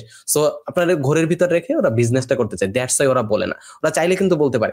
এখন একটা ইন্টারেস্টিং ব্যাপার দেখেন, এখন কিন্তু বলা শুরু করছেন। কিছুদিন আগে কোচিং সেন্টার ভাইরা সবসময় হচ্ছে প্রাইভেট ইউনিভার্সিটিকে মানে নানা ভাবে যত ভাবে ছোট করা যায় করতো, বাট আস্তে আস্তে এই কোভিড প্যান্ডেমিকের পর এইটা হচ্ছে চেঞ্জ হওয়া শুরু করছে, এটা বলা কম শুরু করছে। কারণ কি, এখানে বিজনেস আছে, সেটা হচ্ছে এখন কিন্তু দেখবেন কোচিং সেন্টার গুলা private university admission test coaching নামে কোচিং শুরু করছে। বিকজ প্রাইভেটে অনেক পোলাপান যাওয়া শুরু করছে, এখন ওইখানে কম্পিটিশন বাড়ছে, এখন ওইখানে অনেক জায়গায় এডমিশন টেস্ট হয়, ভালো মানের এডমিশন টেস্ট হয় মোটামুটি অনেক জায়গায়। তো এখন ওই জায়গায় কিন্তু একটা বিজনেস এসে পড়ছে। তো এখন কিন্তু তার প্রাইভেট ইউনিভার্সিটির ব্যাপারে ভাইয়ারা, কোচিং সেন্টারের ভাইরা কিন্তু তার কিছু বলতেছে না। আমি দেখতেছি এটা অনেকে ভাই দেখছে এখন বলতেছে যে প্রাইভেট ইউনিভার্সিটিও ভালো। যারা যেই টিচাররা কিছুদিন আগে বলছে বা কয়েক বছর আগে বলছে যে প্রাইভেট ইউনিভার্সিটির ব্যাপারে নানা রকম অপবাদ দিছে, তারা এবার বলতেছে প্রাইভেট ইউনিভার্সিটি ভালো, প্রাইভেট ইউনিভার্সিটিতে যাও। সো এখানে বিজনেসটা আসলে অনেক ম্যাটার করে। সো আচ্ছা ভাই, প্রাইভেট ইউনিভার্সিটিতে গেলাম, তো প্রাইভেট ইউনিভার্সিটিতে যেটা বললেন যে আপনি যে তখনই যায় যখন হচ্ছে তার আর কোনো উপায় থাকে না, যে ফাইন্যান্সিয়াল যখন ফাইন্যান্সিয়াল এবিলিটি থাকে না যে যাওয়ার মতো, প্লাস হচ্ছে কোথাও চান্স পায় না তখন। আচ্ছা, যদি এইটাই সত্যি হয় যে এই অবস্থায় যায়, মানে তার টাকা পয়সাও নাই, সে আসলে স্টুডেন্ট হিসেবে ভালো না, বা কোথাও চান্স পায় নাই, সামহাও চান্স না পাইলে যে স্টুডেন্ট হিসেবে খারাপ, এটা আমি বলতেছি না, জাস্ট স্লিপ অফ টাং বের হয়ে গেল, সবাই বলে জন্য। যাই হোক, তো এই স্টেজে আসলে মানুষের তো আসলে কোনো মোটিভেশনই থাকার কথা না। লেটস সে আপনি কোথাও চান্সও পাইলেন না, তারপর হচ্ছে আপনি আপনার টাকা পয়সা নেই, তখন তো আপনার ডিমোটিভেটেড হয়ে যাওয়ার কথা লাইফের উপর। আমি জাস্ট এটা আমার অ্যাজাম্পশন থেকে বলতেছি না, আমি অনেকের সাথে, আমার অনেক ফ্রেন্ড আছে যারা চান্স পায়, প্লাস তাদের ফ্যামিলি কন্ডিশন অত ভালো না, সো তারা হচ্ছে এরকম ন্যাশনাল ইউনিভার্সিটি পড়তেছেন, তাদের মেন্টালিটি এরকম যে হ্যাঁ শেষ তো লাইফ, আর কি হবে। এই স্টেজে গিয়ে তখন তো আসলে লাইফের প্রতি মোটিভেশন থাকে না, যেটা বলছিলাম আমার এক্সপিরিয়েন্সটা আমার ফ্রেন্ডদের থেকে। তখন আসলে আপনার কি মনে হয়, তখন এইটাও কি আসলে খারাপ করার একটা রিজন, যে আমি যখন লাইফের প্রতি মোটিভেশন হারাই ফেলতেছি, আমি মেনে নিচ্ছি যে আমি একজন লুজার, আমি আর কিছু করতে পারবো না, এইটাও কি এই মাইন্ডসেটটাও কি আসলে ন্যাশনাল ইউনিভার্সিটি স্টুডেন্টদের ভালো না করার কারণ? হ্যাঁ, আমি নিজে তো ডিমোটিভেটেড ছিলাম ফার্স্টে 2 বছর। আই ওয়াজ ফিলিং হোপলেস, আমার কোনো পারপাস ছিল না লাইফে, কি করব না করব। আমি যেটা বললাম না ভাই, যে আমার সাকসেসের পেছনে অ্যানিওর 1% হাত নাই। আমার যখন 2019-20 দিকে পিয়ন অনলাইন বুকশপের সাথে নাফিস ভাইয়ের সাথে পরিচয় হয়, নাফিস হাদিকিন ভাইয়ের সাথে, ওনার সাথে পরিচয় হয় আমার শাহাদাত শাওন নামের একজন ফ্রেন্ড। তো বলে যে রাহাত, আমাদের বুকশপ আছে, এরকম এরকম করে, তুই চাইলে দেখতে পারোস। ওই টাইমে ওই নাফিস ভাইয়ের সাথে পরিচয়, এভাবে জয় ভাইয়ের সাথে পরিচয়, জয় ভাইয়ের মাধ্যমে স্বাধীন ভাইয়ের সাথে পরিচয়, প্রৌত স্বাধীন ভাইয়ের সাথে পরিচয়, এভাবে একটা থেকে একটা গেছে। এখানে অ্যানুয়াল 1% ক্রেডিট আপনি পাইছেন? পাবেন না। নাফিস সেলিম ভাইয়ের থাম্বনেল দেখে সোনিয়া আপু, খাদিজাতুল কোবরা সোনিয়া আপুর ভালো লাগছে, দেন সোনিয়া আপু কাজ দিছে, এভাবে আস্তে আস্তে কাজ আসছে। আমার যদি এই পারপাসটা ভাই না থাকতো, এই পারপাসটা তো সবার থাকে না, সবার লাইফে তো এভাবে আসে না। আমার লাইফে আল্লাহর একটা রহমত ছিল, সামহাও চলে আসছে, শাওনের মাধ্যমে আসছে। শাওন, থ্যাঙ্কস শাওনের মাধ্যমে আসছে। তো যখন মানুষের লাইফে পারপাস থাকে না, ডিপ্রেসিভ হওয়াটাই তো স্বাভাবিক। ওই যে পারপাসটা যে দিবে, ক্যারিয়ার কাউন্সেলিং তো শুনেও নাই কেউ নাম, এটা নামে যে একটা টার্ম আছে, এটাও কিন্তু চাইলে কোচিং সেন্টারে ভাইরা করতে পারে না। চার্জ করুক, টাকা নেক, টাকা তো এমনিও নিচ্ছেন আপনারা, টাকা নেন। ক্যারিয়ার কাউন্সেলিং আপনারা করাচ্ছেন, জেনুইনলি করাচ্ছেন, যে ঠিক আছে ইন কেস দেখি আগে তোমার কোনটা ভালো লাগে, ওটা অনুসারে তুমি চাইলে এক্সপ্লোর করে দেখতে পারো। 5টা জিনিস ভালো লাগে, 5টা জিনিস তুমি এক্সপ্লোর করে দেখো 3 মাস করে, যেটা তোমার ভালো লাগে, যেটা ক্লিক করে, যেটা তুমি কন্টিনিউ করিও। তো লাইফে কারো যখন পারপাসে থাকবে না, আমরা সাধারণত কি ভাবে, পাবলিকে টিকছি, পাবলিকের পড়া পড়বো, অ্যাসাইনমেন্ট করবো, ঘুরবো ঘাড়বো খাবো, একদম একটা সার্টিফিকেট নিয়ে বেরোবো, সার্টিফিকেট পাইলে দেখলে একটা জব দিয়ে দিবে, মেন্টালিটি তো এটাই। ওটাতে পারপাস ডিরেক্ট, ওটাতেও কিন্তু কোনো পারপাস নাই, সরাসরি পারপাস নাই যে আমি পাবলিকে পড়ে এই জবটা করব, আমি একটা ইনকাম ট্যাক্স অফিসার হব, আমি একটা এইটা হব, ডিরেক্টলি কোনো পারপাস নাই। বাট স্টিল ওই যে পাবলিকের একটা ট্যাগ আছে, টেনশন ফ্রি থাকতে পারি যে আচ্ছা না, কিছু কোনো না কোনো জায়গাতে ভালো জায়গায় চান্স পাবো। ন্যাশনালে পারপাস যে দিবে, ওই টিচাররা তো পারপাস দেয়ই না, আবার সোসাইটিও কোনো পারপাস দেয় না, সোসাইটিও খুব নেগেটিভ ভাবে দেখে। টিচাররা মাঝে মাঝে মোটিভেট করে ডেফিনেটলি, বাট ওই যে ভাই একটা সিরিয়াল পারপাস যদি দিয়ে দিত যে এইটা একটা অপশন আছে, you can explore this, you can explore that, তাহলে এই ডিপ্রেশনের হারটা এত বেশি হইতো না। সো ইয়া, ডেফিনেটলি এটাতে অনেকেই থাকে, বাট হ্যাঁ আস্তে আস্তে হয় কি ভাই, আমার ক্ষেত্রে যেটা হয়েছে কি, যখন আমি দেখতেছি যে আমার আর যাওয়ার কোনো পথ নাই, I have nothing to do, আমার পড়তেই হবে, আদারওয়াইজ রেজাল্ট খারাপ হলে তখন একে তো ভাই মানে নিউতে পড়তেছি, হয়তো অনেক টিচারে দাম দিবে না, তাও যদি কিছুটা দাম দেয়, মানে অনেক জবে দাম দিবে না, তাও যদি কিছুটা দাম দেয়, তখন যদি আবার দেখে যে গ্রেডস খারাপ, তখন আমাকে আরো দাম দিবে না। তো তখন আমি কাইন্ড অফ হোপলেস ভাবেই পড়ালেখা শুরু করছি। আমার ক্ষেত্রে একটু ডিফারেন্ট ছিল। আমার মানে পড়তে ভালো লাগতো এটা বলা যাবে না, পড়তে ভালো লাগলে আমার রেজাল্ট আরো বেশি ভালো হতো। পড়তে ভালো লাগতো না, but I loved the process of studying.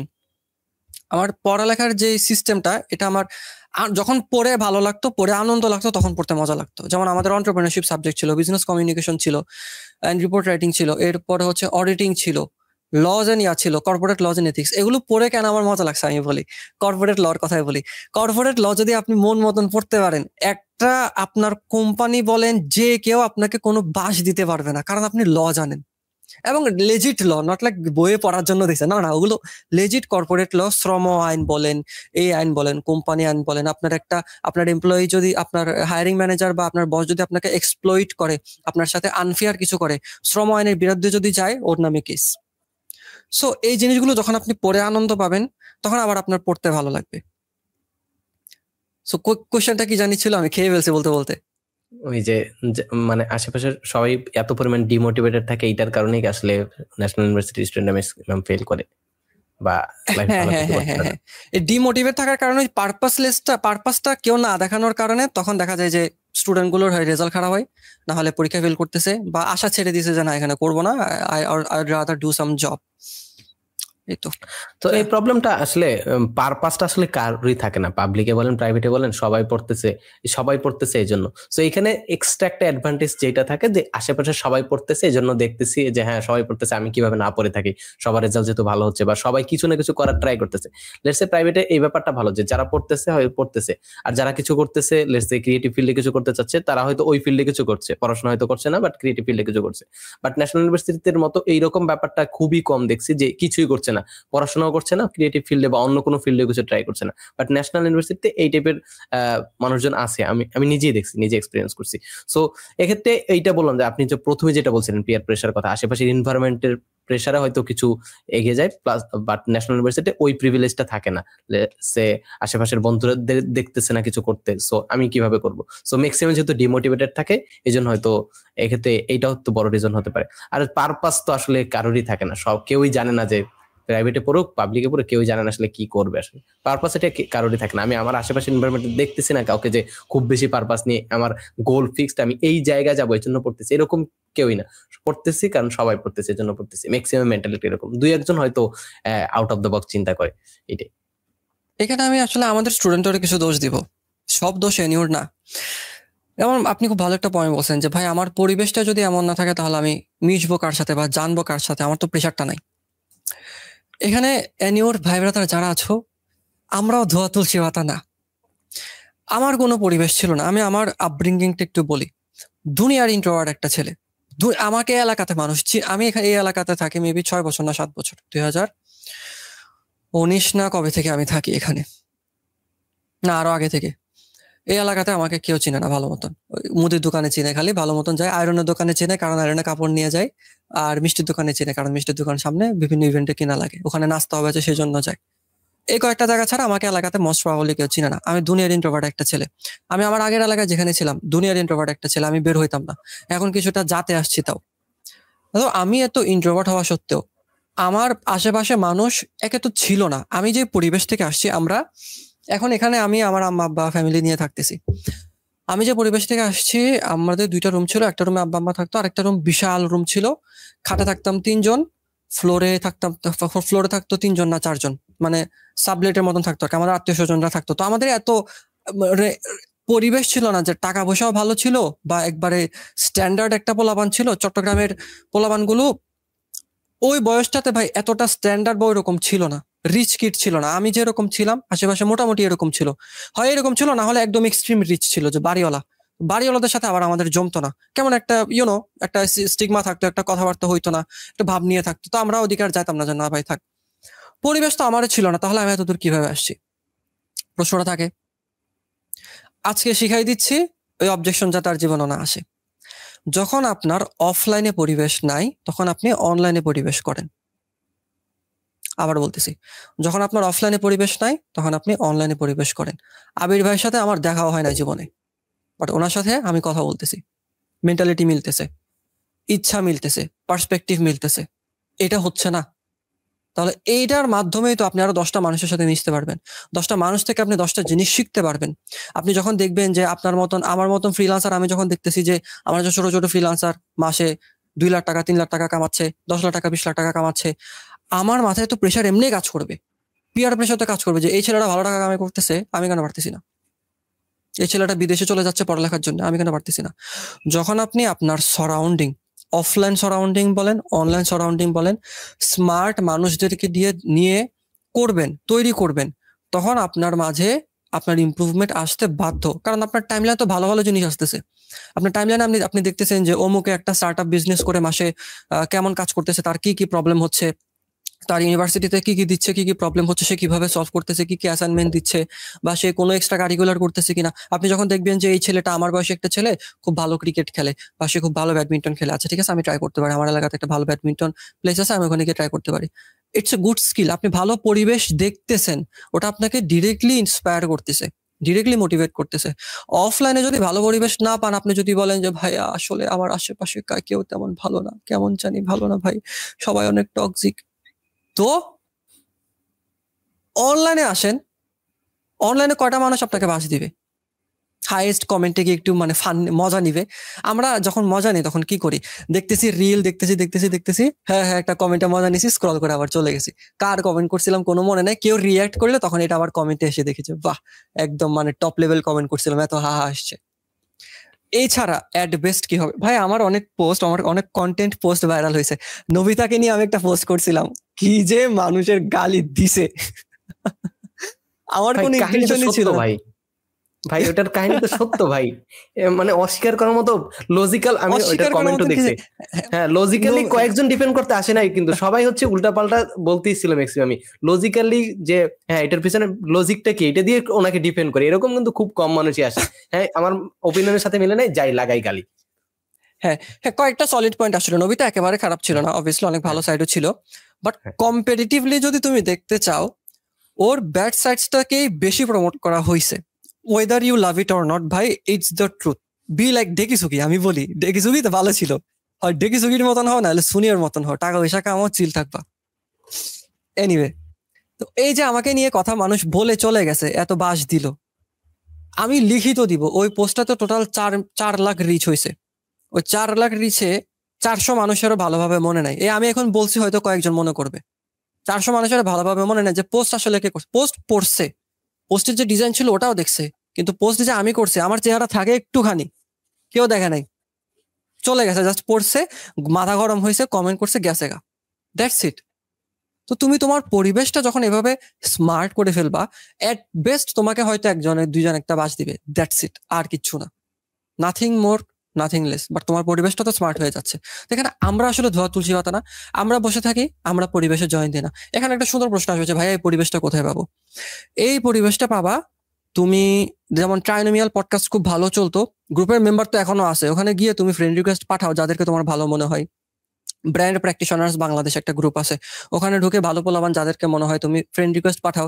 যে কোনো গ্রুপ, তোমার অনেক পরিচিত গ্রুপ আছে যেটা তোমার হেলদি গ্রুপ, তোমার গ্রুপটা দেখে তোমার হেলদি লাগতেছে, হেলদি গ্রুপ, ওখানে গিয়ে মানুষদেরকে তুমি যাদের ভালো লাগতেছে তাদেরকে ফ্রেন্ড রিকোয়েস্ট পাঠাও। তুমি যদি মনে করো যে তুমি একজন অ্যাকাউন্টিং স্টুডেন্ট, তোমার কর্পোরেট মানুষদের সাথে জয়েন থাকলে ভালো হবে, তো তাদের সাথে ফ্রেন্ড রিকোয়েস্ট পাঠাও, তাদেরকে জয়েন দাও। ব্র্যান্ড প্র্যাকটিশনার বাংলাদেশ গ্রুপে ভালো ভালো স্মার্ট মানুষ আছে। এখন আবার এই ভিডিও দেখে সবাই গিয়ে টালে ফ্রেন্ড রিকোয়েস্ট দিও না, আমি বলতেছি। আবার দেখো, যাকে তোমার দরকার তুমি তাকে ফ্রেন্ড রিকোয়েস্ট দাও। তুমি মনে করো সিএ করবা, ঠিক আছে, এখন আমি মনে করো ফাইন্যান্সের স্টুডেন্ট, তুমি মনে করো যদি রিলেট করতে পারো ফ্রেন্ড রিকোয়েস্ট দাও, জাস্ট এক্সাম্পল দিচ্ছি। কিন্তু আমি হইলাম সায়েন্সের স্টুডেন্ট, তুমি ফ্রেন্ড রিকোয়েস্ট দিয়ে লাভ কি? মোটিভেশনের জন্য হইলে দিতে পারো, বাট ওই যে কেমন 80-20 রুল ফলো করতে পারো। 80% তুমি ফ্রেন্ড রিকোয়েস্ট পাঠাবা তোমার যাদের ইম্পর্টেন্ট মনে হচ্ছে, তোমার ফিল্ডের সাথে নেসেসারি, তোমার গ্রোথে হেল্প করবে তারা। আর 20% হচ্ছে তোমার গ্রোথের বাইরে র্যান্ডমলি তোমার যাকে ইচ্ছা থাকে, তাকে ভালো লাগছে ফ্রেন্ড রিকোয়েস্ট পাঠিয়ে দিলা, you can do that. Process ভাই শিখাই দিচ্ছি, দোষ আমাদেরও আছে, বাট এই দোষটা যাতে আমরা পরবর্তীতে আর ওই যে মানে ব্লেম করতে না পারি, ভিকটিম রোল প্লে করতে না পারি, সেজন্য কিন্তু এই ভিডিওতে বলে দিছি বাবা, এখন কাজ করার দায়িত্ব তোমার। সো ইয়া, হ্যাঁ, এখানে তো এনভায়রনমেন্টটা চাইলে আমরা কন্ট্রোল করতে পারি। লেটস সে কারো যদি ওপিনিয়ন ভালো না লাগে, লেটস সে সে যদি আমার বারবার এসে কমেন্ট করে আমাকে জ্বালাতে চায়, চাইলে ব্লক করে দিতে পারি। সো চাইলে কিন্তু 99%ই কন্ট্রোল করা যায়। আমাদের যাদের মোটিভেশনের অভাবে ভুগতেছে বা যারা বলতেছে যে আমাদের এনভায়রনমেন্ট টক্সিক, আমাদের এনভায়রনমেন্ট এই সাপোর্টটা দেয় না, এন্ড কিছু মানুষ কিন্তু ভালো করছে ভাই, একেবারে যে ভালো করছে না কিছুই করছে না।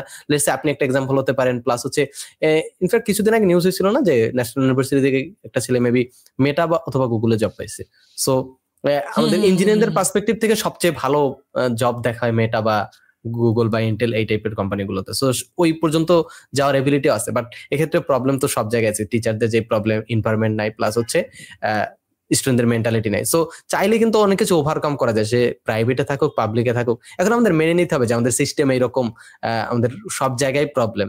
সো মেনে নিয়ে যদি কাজ করতে চাই, আই থিঙ্ক খুব একটা ভালো মানে খারাপ রেজাল্ট আসে না আলটিমেটলি। এখানে আমি একটা পয়েন্ট অ্যাড করি। হ্যাঁ ভাই, হ্যাঁ শিওর বলে। এই মেনে নেওয়ার যে বিষয়টা ভাই, একটা লাইন পাইছিলাম, আমার এটা নিজের বানানো লাইন, আমার খুব ভালো লাগছে, এটা আমি বারবার মনে করি। You can hate someone and still learn from him. তুমি কাউকে ঘৃণা করতে পারো এন্ড স্টিল তার কাছ থেকে শিখতে পারো। একটা ইউনিভার্সিটি প্রফেসর ভালো শেখায়, বাট ওর ভালো লাগে না, এমনি যে কোনো কারণে ভালো লাগে না, বাট ভালো শেখাচ্ছে, you hate him and learn from him. এই জিনিসটা সেম অ্যানিউর ক্ষেত্রে। তোমার ভার্সিটি ভালো লাগতেছে না, hate it, no objection, but still learn from it, utilize it. Varsity থেকে যতটুকু ইউটিলাইজ করতে পারো করো, করতে পারতেছো না বাহিরে করো। তুমি এক সাইডে ভার্সিটিকে রাখো যে ইয়াস আই হেট ভার্সিটি, ঠিক আছে আই হেট ইট, বাট এই যে আমি আই হেট ডিজাইনিং, আমি এটাও করতে থাকি, this is what I love. I love baking, I hate বলছি মনে হয় designing, I love baking, I love designing, আমি এটাও করতেছি। আমার একটা ভালো লাগতেছে, আমি একটা কসমেটিক্সের অনলাইন শপ দিব, আই লাভ ইট, ওকে, পাশাপাশি আই হেট ইট। তুমি যদি সবসময় খালি কমপ্লেনই করো যে না ভাই ভার্সিটি এরকম খারাপ, ভার্সিটি আমাদেরকে দিচ্ছে না, ঠিক আছে তো ভাই, আই এগ্রি, আমাদের কাউকে ভার্সিটি ঠিক মতন দিচ্ছে না। এই যে আবির ভাই প্রাইভেট ইউনিভার্সিটি নিয়ে কয়েকটা পয়েন্টস বললো, ভার্সিটি দিবে না, আপনি মনে করেন দিবেই না, আপনি ওটা মাথায় নিয়ে তারপরে নিজের প্রগ্রেস করতে থাকেন। ইউ ডোন্ট হ্যাভ টু লাভ ইট, যে না আমার ভার্সিটিকে ভালোবাসতে হবে, লাগবে না ভাই। Be in a toxic relationship, এর পাশাপাশি আরেকটা হেলদি রিলেশনশিপ রাখো, দুইটা একসাথে করো। একটা থেকে নিজেকে ওই ভিকটিম রোলে বানাও না। মেন পয়েন্ট হচ্ছে ভাই ভিকটিম রোল প্লে করো না, যে না ভাই আমি সুযোগ সুবিধা পাচ্ছি না সেজন্য আমি সুযোগ সুবিধা দিয়ে দিছি। এই যে কন্ট্রোলিং একটা এনভায়রনমেন্ট তুমি পাচ্ছ, সবসময় আবার কন্ট্রোলিং এনভায়রনমেন্ট ভালো না, কিছু কিছু উল্টাপাল্টা মানুষের রাখা লাগে, না হলে ব্যালেন্স হয় না, লাইক মাল্টিভার্সের ব্যালেন্স হয় না, বুঝছো? টক্সিক কিছু মানুষের রাখলে তুমি বুঝতে পারবা যে yes you are doing something right or wrong, দুইটা তুমি জানতে পারবা। সো ইয়া, এটা সিস্টেম দিয়ে দিছি। এই পয়েন্টের প্রথমে আপনি যেটা বলছিলেন যে you can hate someone but you can learn a lot of thing from him or her. So এই আমার লাইফে এটা একেবারে পুরোপুরি সত্যি ভাই। আমি আমার লাইফ থেকে অনেক জায়গায় এক্সপিরিয়েন্স করছি এটা, যে পার্সোনাল লাইফে বলেন প্রফেশনাল লাইফে বলেন, অনেককে দেখতে পারিনি একেবারে, বাট তাদের কাছ থেকে এমন অনেক জিনিস শেখা যায় আসলে, বা তাদের সাথে ইন্টারাকশনের পরে এমন অনেক জিনিস শিখছি যেটা আসলেই মানে সত্যি অসাধারণ জিনিস ভাই। সো আমি এটা ডিপে যাব না, বাট আসলে আমি একটা উদাহরণ দিই। একজন টিচার ছিল, সো ওনার ব্যবহার মারাত্মক রকমের খারাপ, কিন্তু প্রত্যেকদিন স্টুডেন্টের সাথে খারাপ ব্যবহার করতো, বাট কোন স্টুডেন্ট ওনার ছাড়ে যাইতো না, বিকজ উনি যেই ভ্যালুটা দিচ্ছিল, উনি যেই লেভেলে ওই সাবজেক্টটা পড়াইতে পারতো, যেই লেভেলে এক্সপার্টিস ছিল, ওই এনভায়রনমেন্টে বা ওই জায়গায় আশেপাশে ওই এলাকায় কারো ওই এক্সপার্টিস ছিল না। সো বাধ্য হয়ে ওনার কাছে থাকতে হবে। এটা একেবারে সত্যি কথা ভাই। পয়েন্ট ভাই, দেখেন you don't have to love him, like ঠিক আছে ওনার পড়ানি ভালো, আমি ওনার সাথে গিয়ে মানে ওনার কথা 10 জনকে বলতেছি না, ওনার পড়ানির কমপ্লিমেন্ট আমি দিচ্ছি, I don't have to love হিম। আমি শিখতেছি, শিখে স্বার্থের একটা রিলেশন হয়ে যাচ্ছে আর কি, শিখে চলে আসতেছি, এই তো। এক্স্যাক্টলি। হ্যাঁ, এটা সেলিব্রিটিদের ক্ষেত্রেও প্রযোজ্য কিন্তু ভাই। আমরা যে গণহারে হেট করা শুরু করি, একটা খারাপ কাজ করলে যে পুরো তার লাইফকে খারাপ বানাই দেয়। লেটস সে অনেকে আমি দেখছি যে বলতেছে হুমায়ুন আহমেদ লিখতে পারে না। সো তাদের রিজন কি? তার রিজন হচ্ছে তার ওই পার্সোনাল লাইফ। হুমায়ুন আহমেদ ব্যক্তি হুমায়ুন আহমেদ কি, এটার সাথে কিন্তু আসলে লেখক হুমায়ুন আহমেদের কোনো সম্পর্ক নেই। আমি জাস্ট উদাহরণ হিসেবে দিলাম, সে যেহেতু অনেকদিন আগে, এই জন্য উদাহরণ হিসেবে দিলাম। অন্য যে কোনো ক্ষেত্রেও লেটস সে আপনার পার্সোনাল লাইফে একটা প্রবলেম আছে, তার মানে এইটার সাথে আপনার ডিজাইনের কিন্তু কোনো রিলেশন নাই। এখন যদি বলে যে উনি ডিজাইন করতে পারে না আপনার পার্সোনাল লাইফের প্রবলেমের কারণে, সো এটা তো আসলে কোনো ভ্যালিড রিজন না। আমাদের ভিতরে এই প্রবলেমটা আমি অনেকের ক্ষেত্রে দেখছি যে একটা জায়গায় খারাপ হইলে ও পুরোটা খারাপ, ওর কোনো ভালো গুণ আর নাই, ওকে ফলো করা যাবেই না। এই তুই ওকে ফলো করো, ওতে এই দোষ আছে। আমি ফলো করি, লেটস সে আমি একজন টিচারকে খুব ফলো করতাম, তার হচ্ছে পার্সোনাল লাইফে কিছু প্রবলেম ছিল। এই তুই ওকে ফলো করো, ভারে ভাই ও তো ভালো পড়ায়, অসাধারণ পড়ায়, আমি তোর ব্যক্তি জীবন ফলো করতেছি না, আমি ওর কাছ থেকে ফিজিক্স বা কেমিস্ট্রি বা বায়োলজি যেটাই পড়ে ওইটা তো ভালোভাবে পাইতেছি, সো আমি ওইটা রিসিভ করি। সবার জীবন থেকে লাইফের প্রত্যেকটা পার্ট যে নেওয়া লাগবে এরকম কোনো কথা আছে নাকি? সো আমার I don't have to love everyone, দরকার নাই তো, এত মন তো এত বড় না আমার। I hate him and learn from him, that's it. আপনার পার্সোনাল লাইফে কোনো ইস্যু করলে ইউ ইগনোর হিম।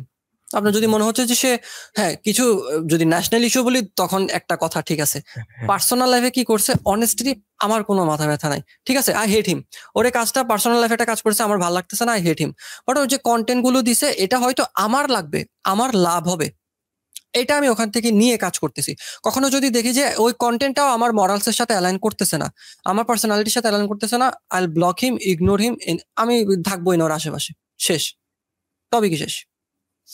আচ্ছা, এই মেন্টালিটি কিভাবে আনবো? অনেক সময় আমারও তো মনে হয়, আমি যে একটু আগে মোটিভেশন দিলাম, আমারও তো মনে হয় লেটস সে আপনি এমন একটা ওপিনিয়ন দিলেন যেটা আমার একেবারে অপোজিট, একেবারে পুরো কনফ্লিক্ট ক্রিয়েট করলো, তখন আমার মনে হইতেছে যে আপনার ধরে খাই ফেলাবো এইরকম টাইপের, যদিও মনে হয়নি এখন পর্যন্ত, জাস্ট বললাম।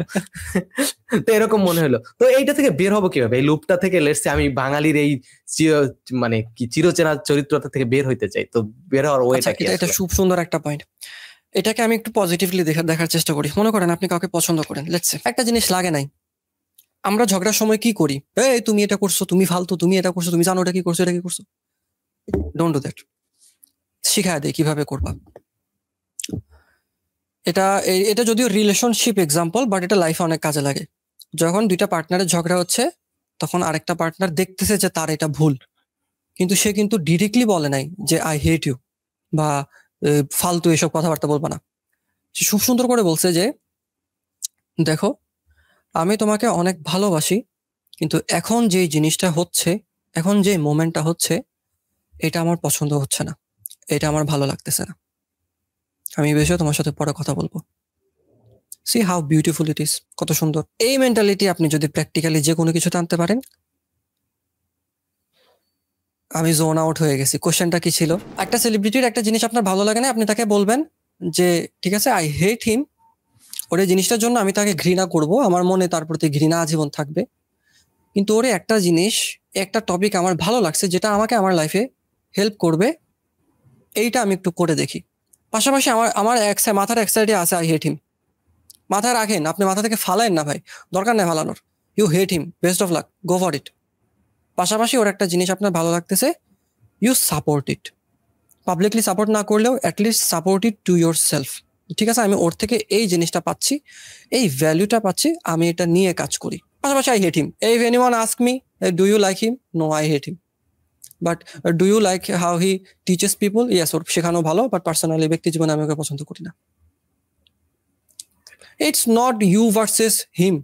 দরকার কি আপনার কম্পিটিশন কি দরকার? আমাকে একটা পয়েন্ট বুঝান, আপনি একদম কে বা ও একদম কে, আমরা একদম কে, যে আমরা ভার্চুয়ালি ওকে ঘৃণা করতে, আমাদের এত মেন্টাল শক্তি, আমরা কাউকে ঘৃণা করতে সময় নষ্ট করতেছি। কত মেন্টাল শক্তি! ভালোবাসা সময় নষ্ট করেন ভাই, ভালোবাসা সময় নষ্ট করা উচিত থাক, ওই টপিক আমরা আরেকদিন যাবো। ভালোবাসা একটু সময় নষ্ট করা উচিত না ভাই, আপনিও বলছেন, অনেকবার বলছেন। উচিত না, বাট হেট করে সময় নষ্ট, এত সময় ভাই আমার নাই। আমার লাইফে আমি দেখতেছি, আমার লাইফে খুব রিসেন্ট এরকম কয়েকটা জিনিস হয়েছে যাদেরকে আমি খুব মানে মোটিভেটিং মনে করতাম, ইন্সপিরেশন মনে করতাম, ওরা আমাকে কিছু কিছু জিনিস এমন ভাবে রাখ দিয়েছে যেটা আমার খুব গায়ে লাগছে। সিনিয়র মানুষ তাও, লাইক ওরা আমাকে কম্পিটিটর হিসেবে ধরতেছে। আমি ভাই ওদের মানে কম্পিটিটরই না, ওরা ওদের লাইফে আছে, ওদের আরেক নিশে আছে, আরেক ফিল্ডে কাজ করতেছে, আমি আরেক ফিল্ডে কাজ করতেছি, জাস্ট ইন্ডাস্ট্রির পরিচয় সিনিয়র। যখন আপনি এক ফিল্ডে কাজ করতেছেন, আমি আরেক ফিল্ডে কাজ করতেছি, জাস্ট এমনি পরিচয় সিনিয়র জুনিয়র এভাবে।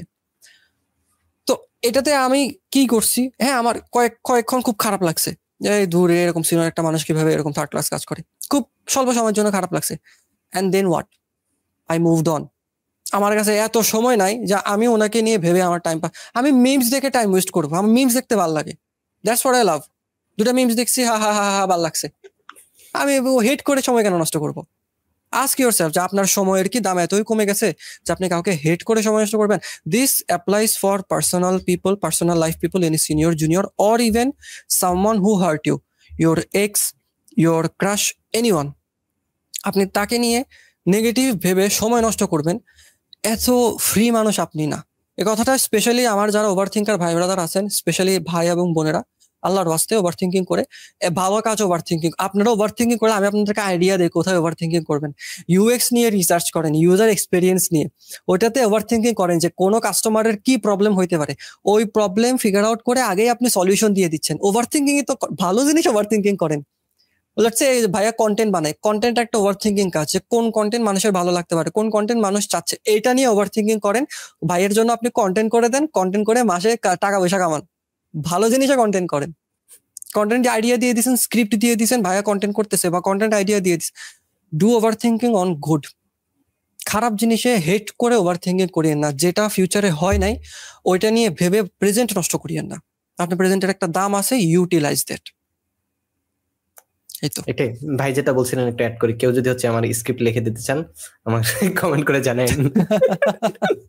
আপনাদের ফ্রি টাইমটাও বাঁচলো। ফ্রি টাইমে যদি কেউ এক্স বা ক্রাশকে নিয়ে সারাদিন চিন্তা করেন, ওই টাইমটা হচ্ছে কোনো ভালো টপিকে রিসার্চ করেন, সেক্ষেত্রে আপনার নিজের জ্ঞানটাও একটু বাড়লো আর হচ্ছে ভালো একটা কন্টেন্টও প্রডিউস করতে পারলাম আমি। আচ্ছা, যেটা বলছিলেন হ্যাঁ, লেখার স্কিল ভালো। আমরা ওইটার সাথে কিছু অ্যাড করি যে আপনি বলেন না যে ইউ ক্যান হেট হিম, হ্যাঁ আপনি হেট করেন, তার সাথে আপনি তার কাছ থেকে শিখেন। লেটস সে হচ্ছে একজন মানুষ তার পার্টনারকে, লাইফ পার্টনারকে খুব বেশি ভালোবাসে। সো যখন সে তাকে খুব বেশি ভালোবাসে তখন কিন্তু তার ছোট ছোট দোষগুলাকে ইগনোর করে তারপর তার সাথে লাইফটাকে স্পেন্ড করতে চায়, ছোট বড় যে দোষগুলো হোক ইগনোর করতে চায়। সো হেডটাকে আপনি ওইভাবে দেখেন যে আপনি একজন সেলিব্রিটি হেড করেন, হ্যাঁ আমি হেড করলাম, ওইটাকে আমি কনস্ট্যান্ট রেখে, হ্যাঁ ওইটাকে আমি সাইডে রেখে আমি হচ্ছে ওর কাছ থেকে যেতে কিছু শিখতে পারছি, আমি যতটুকু পারি ওর কাছ থেকে আমি রিসিভ করবো, বাকিটার দরকার নেই। ভালোবাসার অপোজিট যেটা।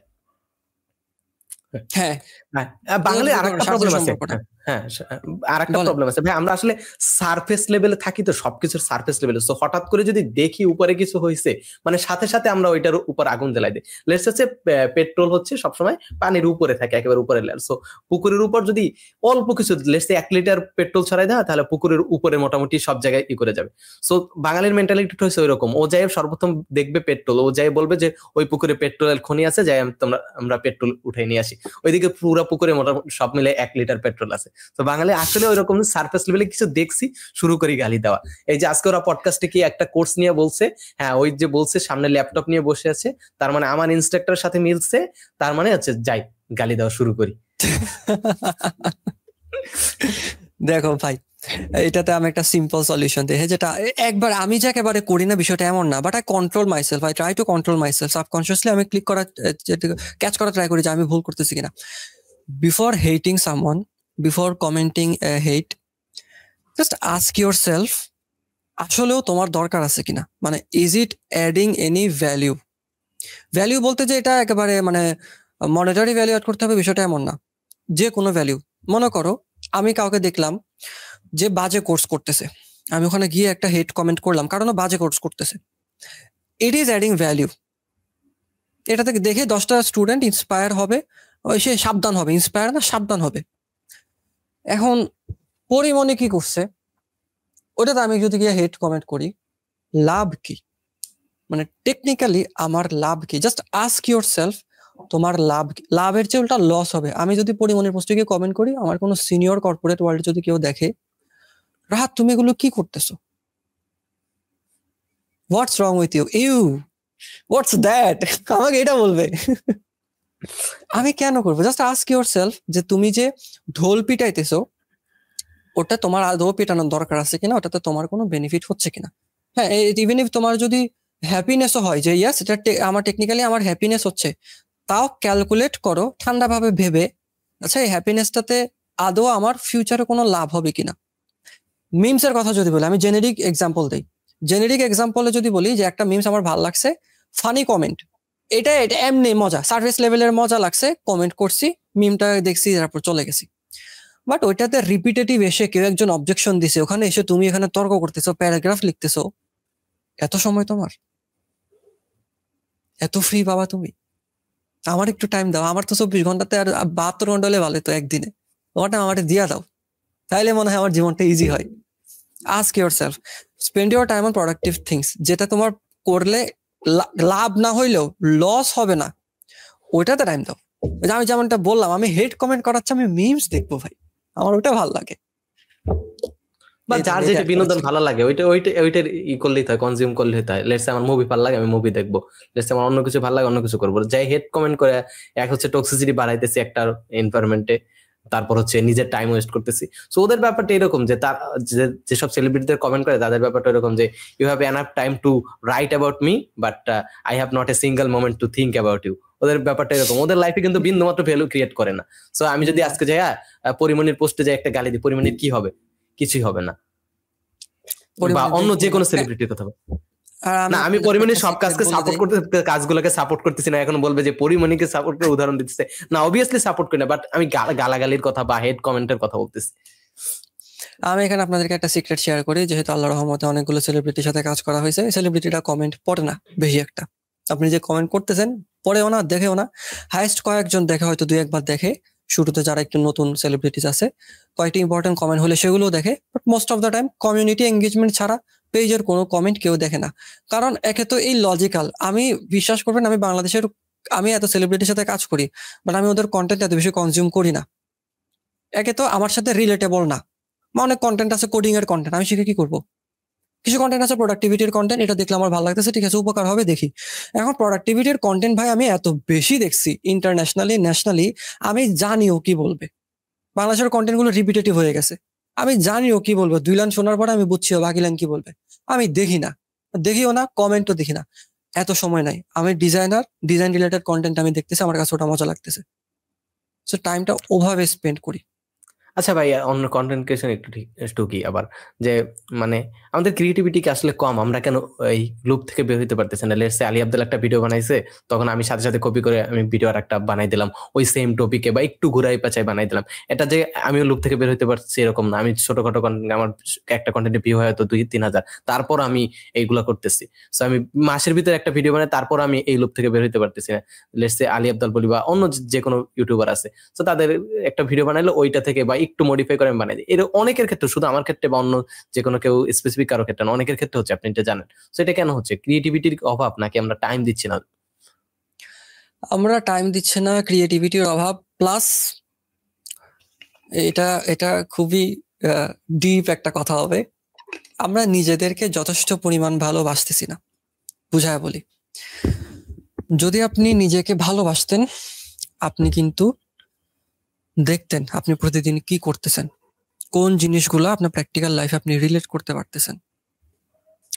আলী আব্দুল সেটা শেখাচ্ছে যেটা রিসার্চ বেসড হচ্ছে, বা ওনার লাইফে সে দেখতেছে মিল পাচ্ছে, ওগুলো জিনিসগুলো শেয়ার করতেছে।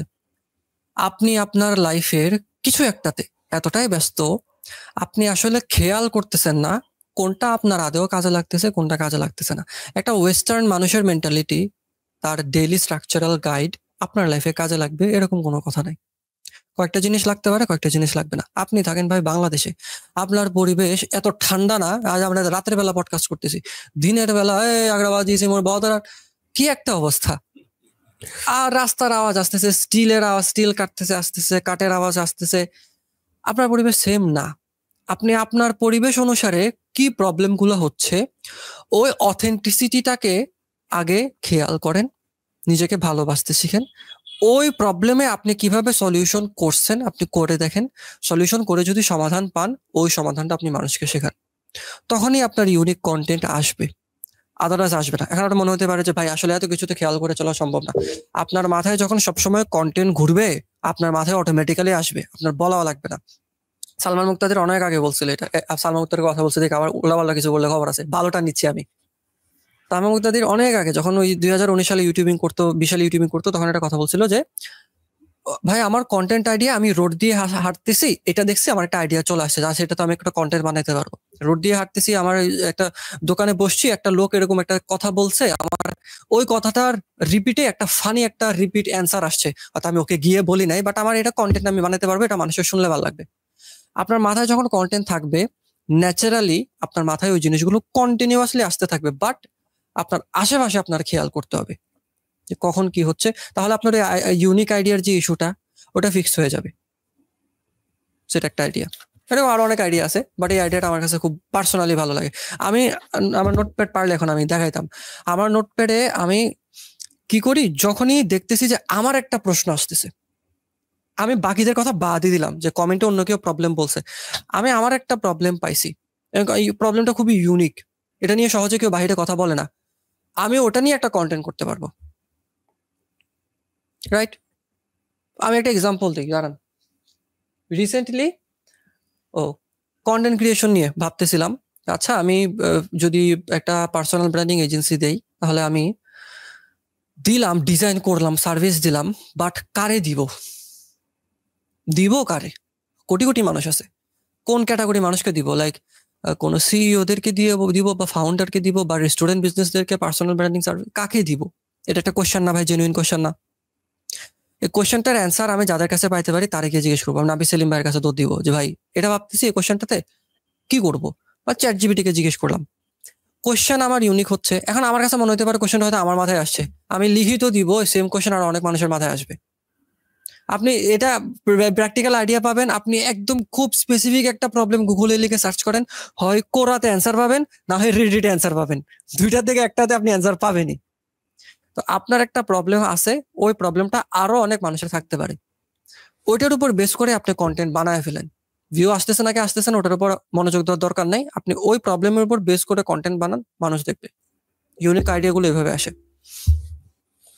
ওকে, কন্টেন্ট ক্রিয়েশনে ঢুকে গেছি, কোন জায়গা থেকে কোন জায়গায়, আবার ন্যাশনাল ইউনিভার্সিটি ফেরত আছি। আচ্ছা ভাই, আমার প্লাস আমার কিছু ফ্রেন্ডের আমাদের ধারণা, আমরা প্রায় হচ্ছে আমার মুড খারাপ লাগলে আমি হচ্ছে, আমার ফ্রেন্ড আছে, ওর সাথে হাতের জিলে গিয়ে বসে লাইফ নিয়ে ডিপ্রেশন গুলা ঝাড়ি। সো আমাদের কিছু ওই জায়গা থেকে কিছু ওপিনিয়ন বের হয়। আপনি যেটা বলছিলেন যে নিজের টাইপের মানুষজনের সাথে থাকা, সো আমি ওইটা প্র্যাকটিস করার জন্য আসলে ওই টাইপের ফ্রেন্ডদের সাথে যাই। সো আমাদের কথার মাঝখানে আমাদের অনেক চিন্তা ভাবনা, অনেক আলোচনার পর আমরা এই সিদ্ধান্ত আসছি যে ন্যাশনাল ইউনিভার্সিটির ছেলেরা একটা এক্সট্রা অ্যাডভান্টেজ পায়, সেটা হচ্ছে তারা এনাফ টাইম পায়। লেটস সে আমি এবং আমার ফ্রেন্ড দুজন হচ্ছে উইক্স দিয়ে ওয়েবসাইট বানানো শেখার ট্রাই করতেছি। সো ও কিন্তু এক সপ্তাহের ভিতর ও চাইলে পুরো একটা প্লে লিস্ট উইক্স এর ব্যাপারে দেখে ফেলতে পারে। বাট আমার এই অ্যাডভান্টেজটা নাই। আমার সকাল থেকে সকাল 8টায় ক্লাস শুরু হবে, সন্ধ্যা পর্যন্ত ক্লাস করতে হবে, ল্যাব কুইজ এগুলো দিয়ে।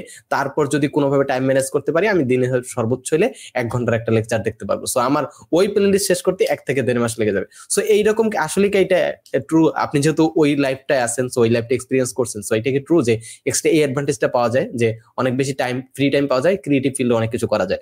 ইয়েস, আমি এটার সাথে আসলে সম্পূর্ণ একমত। অ্যানিওর পোলাপান আমরা সময় অনেক বেশি পাই, সেই অনুসারে আমরা সেটা ইউটিলাইজ করি না, দ্যাটস ট্রু। এখানে কয়েকটা জিনিস আছে, যেমনটা আমরা ফার্স্টে ডিসকাস করছিলাম, অনেকে জব করতেছে, সো উনি চাইলেও এত 9 to 5 জব করে এসে টাইম দিতে পারতেছে না, টায়ার্ড হয়ে যাচ্ছে। অনেকে ম্যারিড, বিয়ে হয়ে যাচ্ছে অ্যানিউতে পড়া অবস্থায়, তাদের বাচ্চা হচ্ছে, সন্তান হচ্ছে, ফ্যামিলিকে সময় দেওয়া লাগতেছে। Even if they don't have a child, still তাদের ফ্যামিলিতে সময় দেওয়া লাগতেছে। বাট যারা এর বাহিরে আছে, যারা সময় দিতে পারতেছে, ওই এদেরও দোষ আছে, আমাদেরও দোষ আছে। এদের বলবো না, আমাদের দোষ আছে। আমিও তো এক জাতের, অ্যানিউতে আমি, দোষ আমাদেরও আছে, আমরা এটাকে ইউটিলাইজ করতেছি না। বাট হ্যাঁ, আমরা যথেষ্ট সময় পাচ্ছি এটাকে ইউটিলাইজ করার জন্য।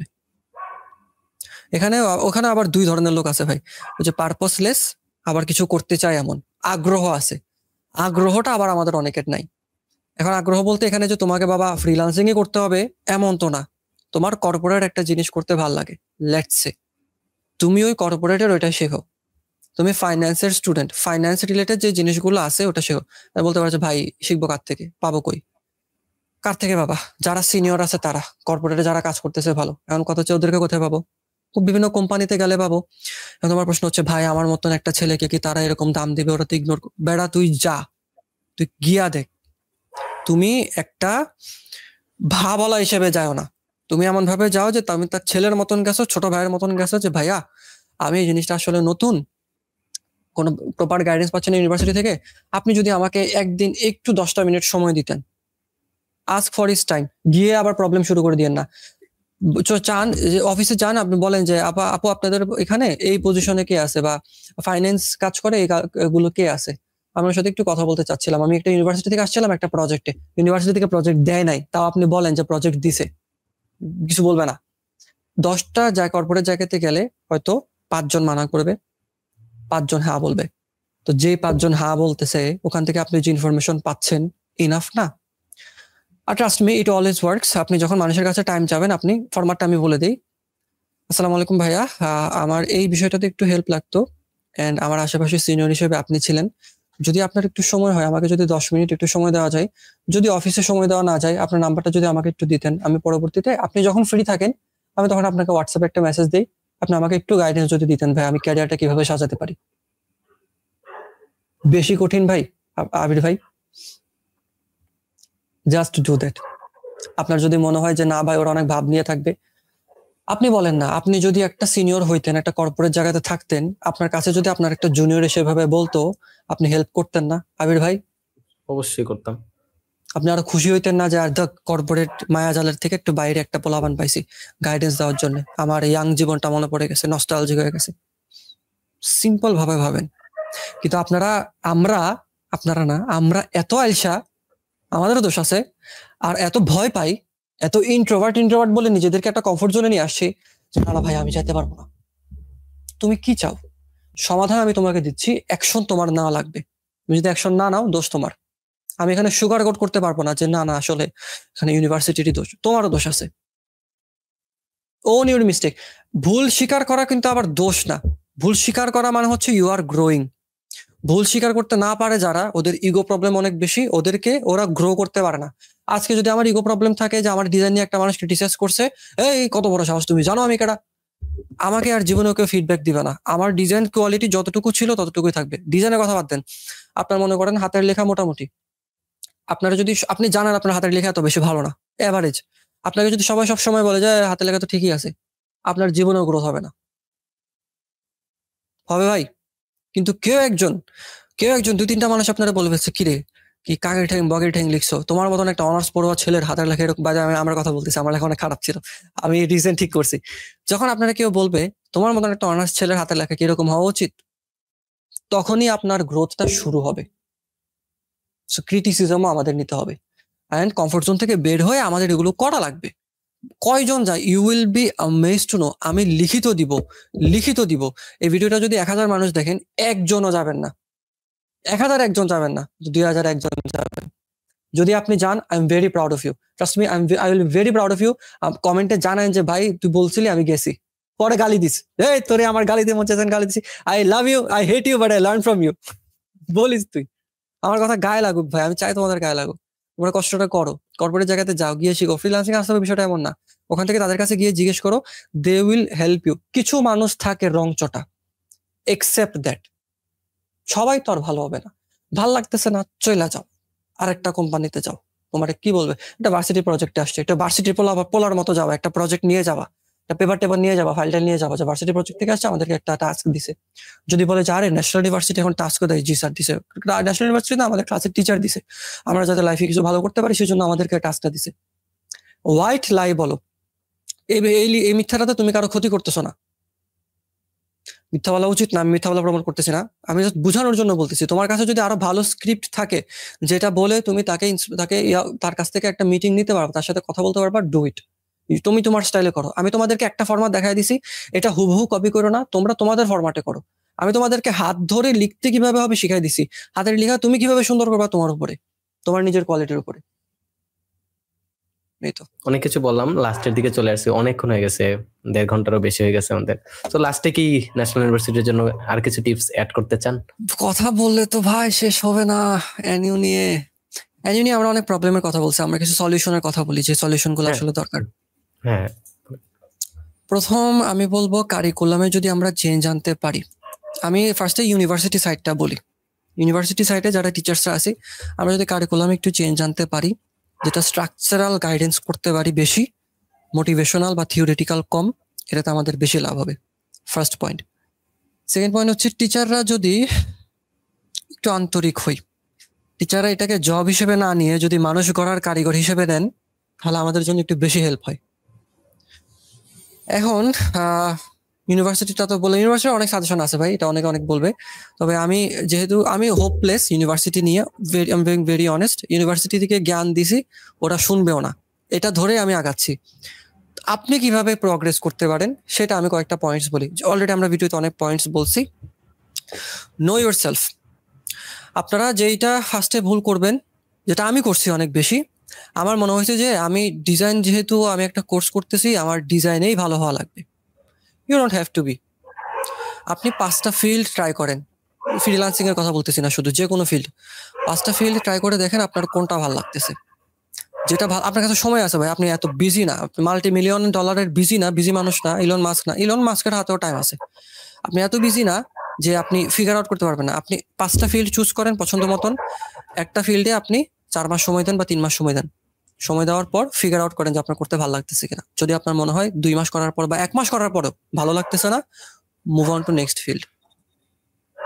প্র্যাকটিক্যাল এক্সাম্পল যদি দিই, আমি ফ্রিল্যান্সিং নিয়ে যেহেতু করি, আমি ফ্রিল্যান্সিং এক্সাম্পলটা বেশি দিচ্ছি। আমার ডিজাইন করতে ভালো লাগে, আমার মার্কেটিং করতে ভালো লাগে, আমার কপি রাইটিং করতে ভালো লাগে। এখন আমি জানি না কোনটা আসলে করা উচিত, সবগুলোতে আমি টাইম দিতে পারবো না। একটা মানুষ আমি ডিজাইন করবো 3 মাস বা 2 মাস, কপি রাইটিং করবো 2 মাস, ভিডিও এডিটিং করবো 2 মাস, মার্কেটিং করবো 2 মাস। 4টা থেকে যেটা করে আমার সবচেয়ে বেশি মজা লাগবে আমি ওটা কন্টিনিউ করবো। আপনি নিজেই ফিগার আউট করতে পারবেন আপনার কোনটা ভালো লাগতেছে। সবার ব্রেন তো আর সেম ভাবে কাজ করে না। অমুকে 10,000 টাকা দিয়ে ফ্রিল্যান্সিং কোর্স করে কোটি কোটি টাকা কামাচ্ছে, আমিও ফ্রিল্যান্সিং ওটাই করি, ওটা করলে সাকসেস পাবো। হোয়াট ইফ আপনার ভালো লাগে নাই? আমরা এরকম আসে না যে আমি অ্যাকাউন্টিং নিছি, আমার অ্যাকাউন্টিং 2 বছর পড়ার পর মনে হচ্ছে যে আমার জন্য অ্যাকাউন্টিং ছিল না, আমার জন্য একটা সাবজেক্ট নিলে ভালো হতো। হইতেছে না আমাদের সাথে? তো ওইটাতে তো আপনার কন্ট্রোল নাই, ওটাতে আপনার ড্রপ আউট করলে আপনি ভয় পাচ্ছেন 2 বছর সময় নষ্ট হবে, এটাতে তো আপনার কোনো লস নাই। আউটার স্কিল যেগুলো আছে ওগুলো আপনি ফার্স্ট ইয়ার থেকে ইমপ্রুভ করা শুরু করেন। বিভিন্ন কলেজের ক্লাব থাকলে জয়েন দেন, কলেজের ক্লাব যদি না থাকে বাহিরের অনেক কলেজ ক্লাব থাকে, ওগুলোতে বাহিরের স্টুডেন্ট জয়েন দিতে পারে। খবর নেন কোথায় আছে, ফেসবুকের বিভিন্ন গ্রুপ আছে যেমন ডেসপারেটলি সিকিং চিটাগং বা ডু সামথিং এক্সেপশনাল, ওখানে পোস্ট করেন যে আমি এই ডিপার্টমেন্টের স্টুডেন্ট, আমি এই জিনিসটা স্কিল ডেভেলপ করতে চাচ্ছি, এরকম এই এরিয়াতে কোনো স্কিল ডেভেলপমেন্ট প্রোগ্রাম আছে কিনা, বা এরকম কোনো প্রতিষ্ঠান আছে কিনা, বা অনলাইন কোনো প্রতিষ্ঠান আছে কিনা, এভাবে দেখেন। এরপর আরেকটা আইডিয়া কি হইতে পারে, বিজনেস কম্পিটিশনে জয়েন দেন। বিভিন্ন ধরনের বিজনেস কম্পিটিশন হয়, আপনি যদি বিবিএর স্টুডেন্ট হন, বিভিন্ন ধরনের ইন্টারপার্সোনাল বিজনেস কমিউনিকেশন, আরো কি জানি বিজনেস কম্পিটিশন আর অনেকগুলো হয়, যেখানে বাইরের স্টুডেন্টরাও কম্পিটিশন জয়েন করতে পারে। ওগুলোতে আপনি জয়েন করেন, খোঁজ নেন, সেম ভাবে পোস্ট করেন, 10টা মানুষকে জিজ্ঞেস করেন যে এরকম কি কম্পিটিশন হইলে কোথায় হয়, হয়তো শহর থেকে, গ্রাম থেকে একটু দূরে যান না ভাই। আপনি বুঝতেছেন যে একটা গ্রামে 100টা স্টুডেন্ট, একটা মানুষও দূরে গিয়ে কোথাও কিছু করতে চায় না, আপনি একমাত্র করতেছেন, আপনি 100 জন থেকে আগায় গেছেন। কর্পোরেট ওয়ার্ল্ডে কি পরিমাণ যে ইনকম্পিটেন্স মানুষ আপনি গেলে দেখবেন, ওদের স্কিল নাই এরপরেও জব করতেছে, কারণ ভালো এমপ্লয়ি ভালো মতন পাচ্ছে না কোম্পানিরা, তো ওইখানে বাধ্য হয়ে ওদেরকে নেওয়া লাগতেছে। ওরাও কিন্তু কাজ করতেছে না এমন না, কিন্তু যতটুকু পটেনশিয়ালিতে করা উচিত করতেছে না। সেখানে আপনি যদি 10% স্কিলটা আপনার থাকে, 10% ধরলাম আমি, আপনি 2,000-3,000 মানুষ থেকে আগায় যাবেন, কারণ মানুষ করতেছেই না। এবং এই সময়ের যে সুযোগ আর নাই, এটা কিন্তু ফিউচারে থাকবে না। ফিউচারে কিন্তু পোলাপান অনেক স্মার্ট হয়ে যাবে, পোলাপান পড়ালেখার পাশাপাশি কিন্তু অনেক কিছু করবে। এখন করতেছে না, এখন সময়টাকে কাজে লাগান। ফিউচারে তখন কি করা উচিত, ফিউচারের সময় ওটা আসলে তখন ফিগার আউট হয়ে যাবে, তখন সলিউশন চলে আসবে। আপাতত আপনার কাছে যে আনফেয়ার অ্যাডভান্টেজ আছে ওটা কাজে লাগান। এটা হচ্ছে আমাদের স্টুডেন্টের সাইড থেকে সলিউশন। আর ভাইয়া ভিকটিম রোল প্লে করেন না আল্লাহর ওয়াস্তে। ভার্সিটির দোষ দিয়ে লাভ নেই, ভার্সিটি খারাপই টক্সিক ধরে রাখেন আপনি। অনেক ভার্সিটি এখানে ভালো আছে, অনেক ভার্সিটি টিচাররা ভালো আছে, আমি তাদেরকে খারাপ বলতেছি না, আমি দোষটা আসলে পুরো সিস্টেমটাকে দিচ্ছি। বাট আমি ওই যে সিস্টেমকে দোষ দিয়ে কমফোর্ট জোনে থাকবো এই জাতের লোক না ভাই, আমার এগুলো ভালো লাগে না। সিস্টেমের দোষ আছে, আই হেট সিস্টেম, ঠিক আছে, পাশাপাশি আমার লাইফে কিছু করা উচিত, I am doing this for me, for my family. আপনি 10 বছর পর গিয়ে নিজেকে প্রশ্ন করবেন, এখন প্রশ্ন করেন, নিজেকে প্রশ্ন করেন যে 10 বছর পরে গিয়ে আপনি কি সিস্টেমটা দোষ দিবেন যে আমি আমার ফ্যামিলিতে ভালোভাবে কন্ট্রিবিউট করতেছি না কারণ এনিউতে ঠিক মতন ভালো মতন পড়ায় নাই? Does it make any sense? আপনার লাইফ পার্টনার একটা পছন্দের মানুষের সাথে আপনি বিয়ে করতে পারতেছেন না কারণ you are jobless, you don't have any skills, you don't have necessary skill to get a job, and you are blaming national university or education system. আরে পড়ালেখার সিস্টেমের জন্যই আজকে আমার এই দোষ হয়েছে। না, আপনি যে পড়ালেখা সিস্টেমে আগাচ্ছেন বাকি 10টা মানুষ সেম পড়ালেখা সিস্টেমে আগাচ্ছে, বাকি 10টা মানুষ লাইফে উন্নতি করতে পারলে, নিজেদের কষ্ট করতে পারলে, আপনি করতে পারবেন না কেন? কোশ্চেনটা থেকে যায় আমাদের সবার মাঝখানে। সো এটাই আসলে আমাদের ইচ্ছাটাই নেই, অনেকের ইচ্ছাটা নেই। যেটা বললেন যে আনফেয়ার অ্যাডভান্টেজ, এইটাই অনেককে আমি বুঝাইতেছি যে এখন যে আনফেয়ার অ্যাডভান্টেজটা আছে এটা নেওয়া উচিত। যে অনেকেই করছে না বা 90% করছে না, সো তুমি যদি করো তুমি 10%-এর ভিতর ঢুকে যাবা, বা 1%, ম্যাক্সিমাম ক্ষেত্রে 10% না 1% মানুষই ট্রাই করতেছে, সো তাদের ভিতর ঢুকে যাবা। তার মানে তুমি অলরেডি 100 জনের থেকে আগায় গেছো। সো মানে সরি 99%, মানে 99 জনের থেকে আগায় গেছো। সো তুমি চাইলে ভালো করাটা তোমার জন্য ইজি, নেক্সট কিন্তু এটা ইজি হবে না। আমরা এখনই দেখতেছি 9-10-এ যারা পড়ে ওরা কিন্তু অনেক স্মার্ট ভাই, আমাদের চেয়ে বা ছোট যারা আছে অনেক স্মার্ট, অনেক কিছু। লাভ ইউ ব্রো, খুব ভালো কাজ করতেছে। হ্যাঁ, ক্লাস নিয়ে ওই সময় দেখি যে আমরা তো 9-10-এ বসে কেরিয়ার কি এই টাইপের জিনিস তো মাথায় আনতাম না। এই টাইপের কোশ্চেন গুলো যখন ওরা করতেছে ক্লাসের ভিতর ছাড়কে, তার মানে ওদের ভিতর আসলে এই চিন্তাটা আসতেছে। আর আমরা তো চিন্তা শুরুই করছি একেবারে কি বলে ভার্সিটি লেভেলে আসার পর, আর ওরা হচ্ছে 9-10-8-এ বসে শুরু করছে। সো অবভিয়াসলি ওরা আরো বেশি আনফেয়ার অ্যাডভান্টেজ পাবে আমাদের চেয়ে, তো আমাদের জেনারেশনের চেয়ে। আনফেয়ার অ্যাডভান্টেজ বলতে এখানে অনেকে ভুল বুঝতে পারে যে টাকা পয়সা মনে হয় থাকা লাগে আনফেয়ার অ্যাডভান্টেজ, বড় লোক হতে হয়। না, আনফেয়ার অ্যাডভান্টেজ মানে হচ্ছে আপনার আশেপাশে এমন কিছু একটা আছে যেটা আপনি ইউজ করতে পারবেন যেটা বাকিদের কাছে নাই। আমি আমার এক্সাম্পল যদি বলি, আমার আশেপাশে পরিবেশ আছে, ওই পরিবেশটা কি আমি নিজে করে নিছি, এটা আমার একটা আনফেয়ার অ্যাডভান্টেজ। এই পরিবেশের আদলে কিন্তু আমি এত কিছু করতে পারতেছি। সো আপনার আনফেয়ার অ্যাডভান্টেজটা কি, আপনি ওটা ফিগার আউট করা লাগবে। আপনার ক্যারিয়ার গোলের সাথে কোন আনফেয়ার অ্যাডভান্টেজটা আপনাকে হেল্প করতেছে। আপনার একটা আনফেয়ার অ্যাডভান্টেজ কি হতে পারে, আপনার পরিবারকে আপনার কোনো টাকা দেওয়া লাগে না, আপনার উপর কোনো প্রেশার নাই, এটা একটা খুব বড় একটা আনফেয়ার অ্যাডভান্টেজ। ফ্যামিলি সামলানো যে কি পরিমাণ কষ্ট ভাই, আমি আব্বুকে যখন জিজ্ঞেস করতাম যে আব্বা আমাদের ফ্যামিলি চালাতে কত টাকা পয়সা লাগে, আব্বা বলতেছে বাবা একবারে নর্মাল ভাবেও যদি আমরা থাকি, ঘর ভাড়া, খাবারের খরচ, আমি ভাবছি হয়তো আমাদের এক্সপেন্স বেশি, খাবারে যে পরিমাণ খরচ ভাই, 3জন মানুষ 4জন মানুষ খায়, এত পরিমাণ খরচ, তোমার উপর যে এই খরচটা আসতেছে না, এটা তোমার জন্য খুব বড় একটা ব্লেসিং, এন্ড এটা তুমি ওয়েস্ট করো না, এটাকে কাজে লাগাও। সো তোমার আনফেয়ার অ্যাডভান্টেজটা ফিগার আউট করো। পরিবেশ তোমার ভালো কিনা, তোমার সোসাইটি ভালো কিনা, তোমার ফ্যামিলি ব্যাকগ্রাউন্ডটা শক্ত কিনা, ওটাকে ইউজ করো।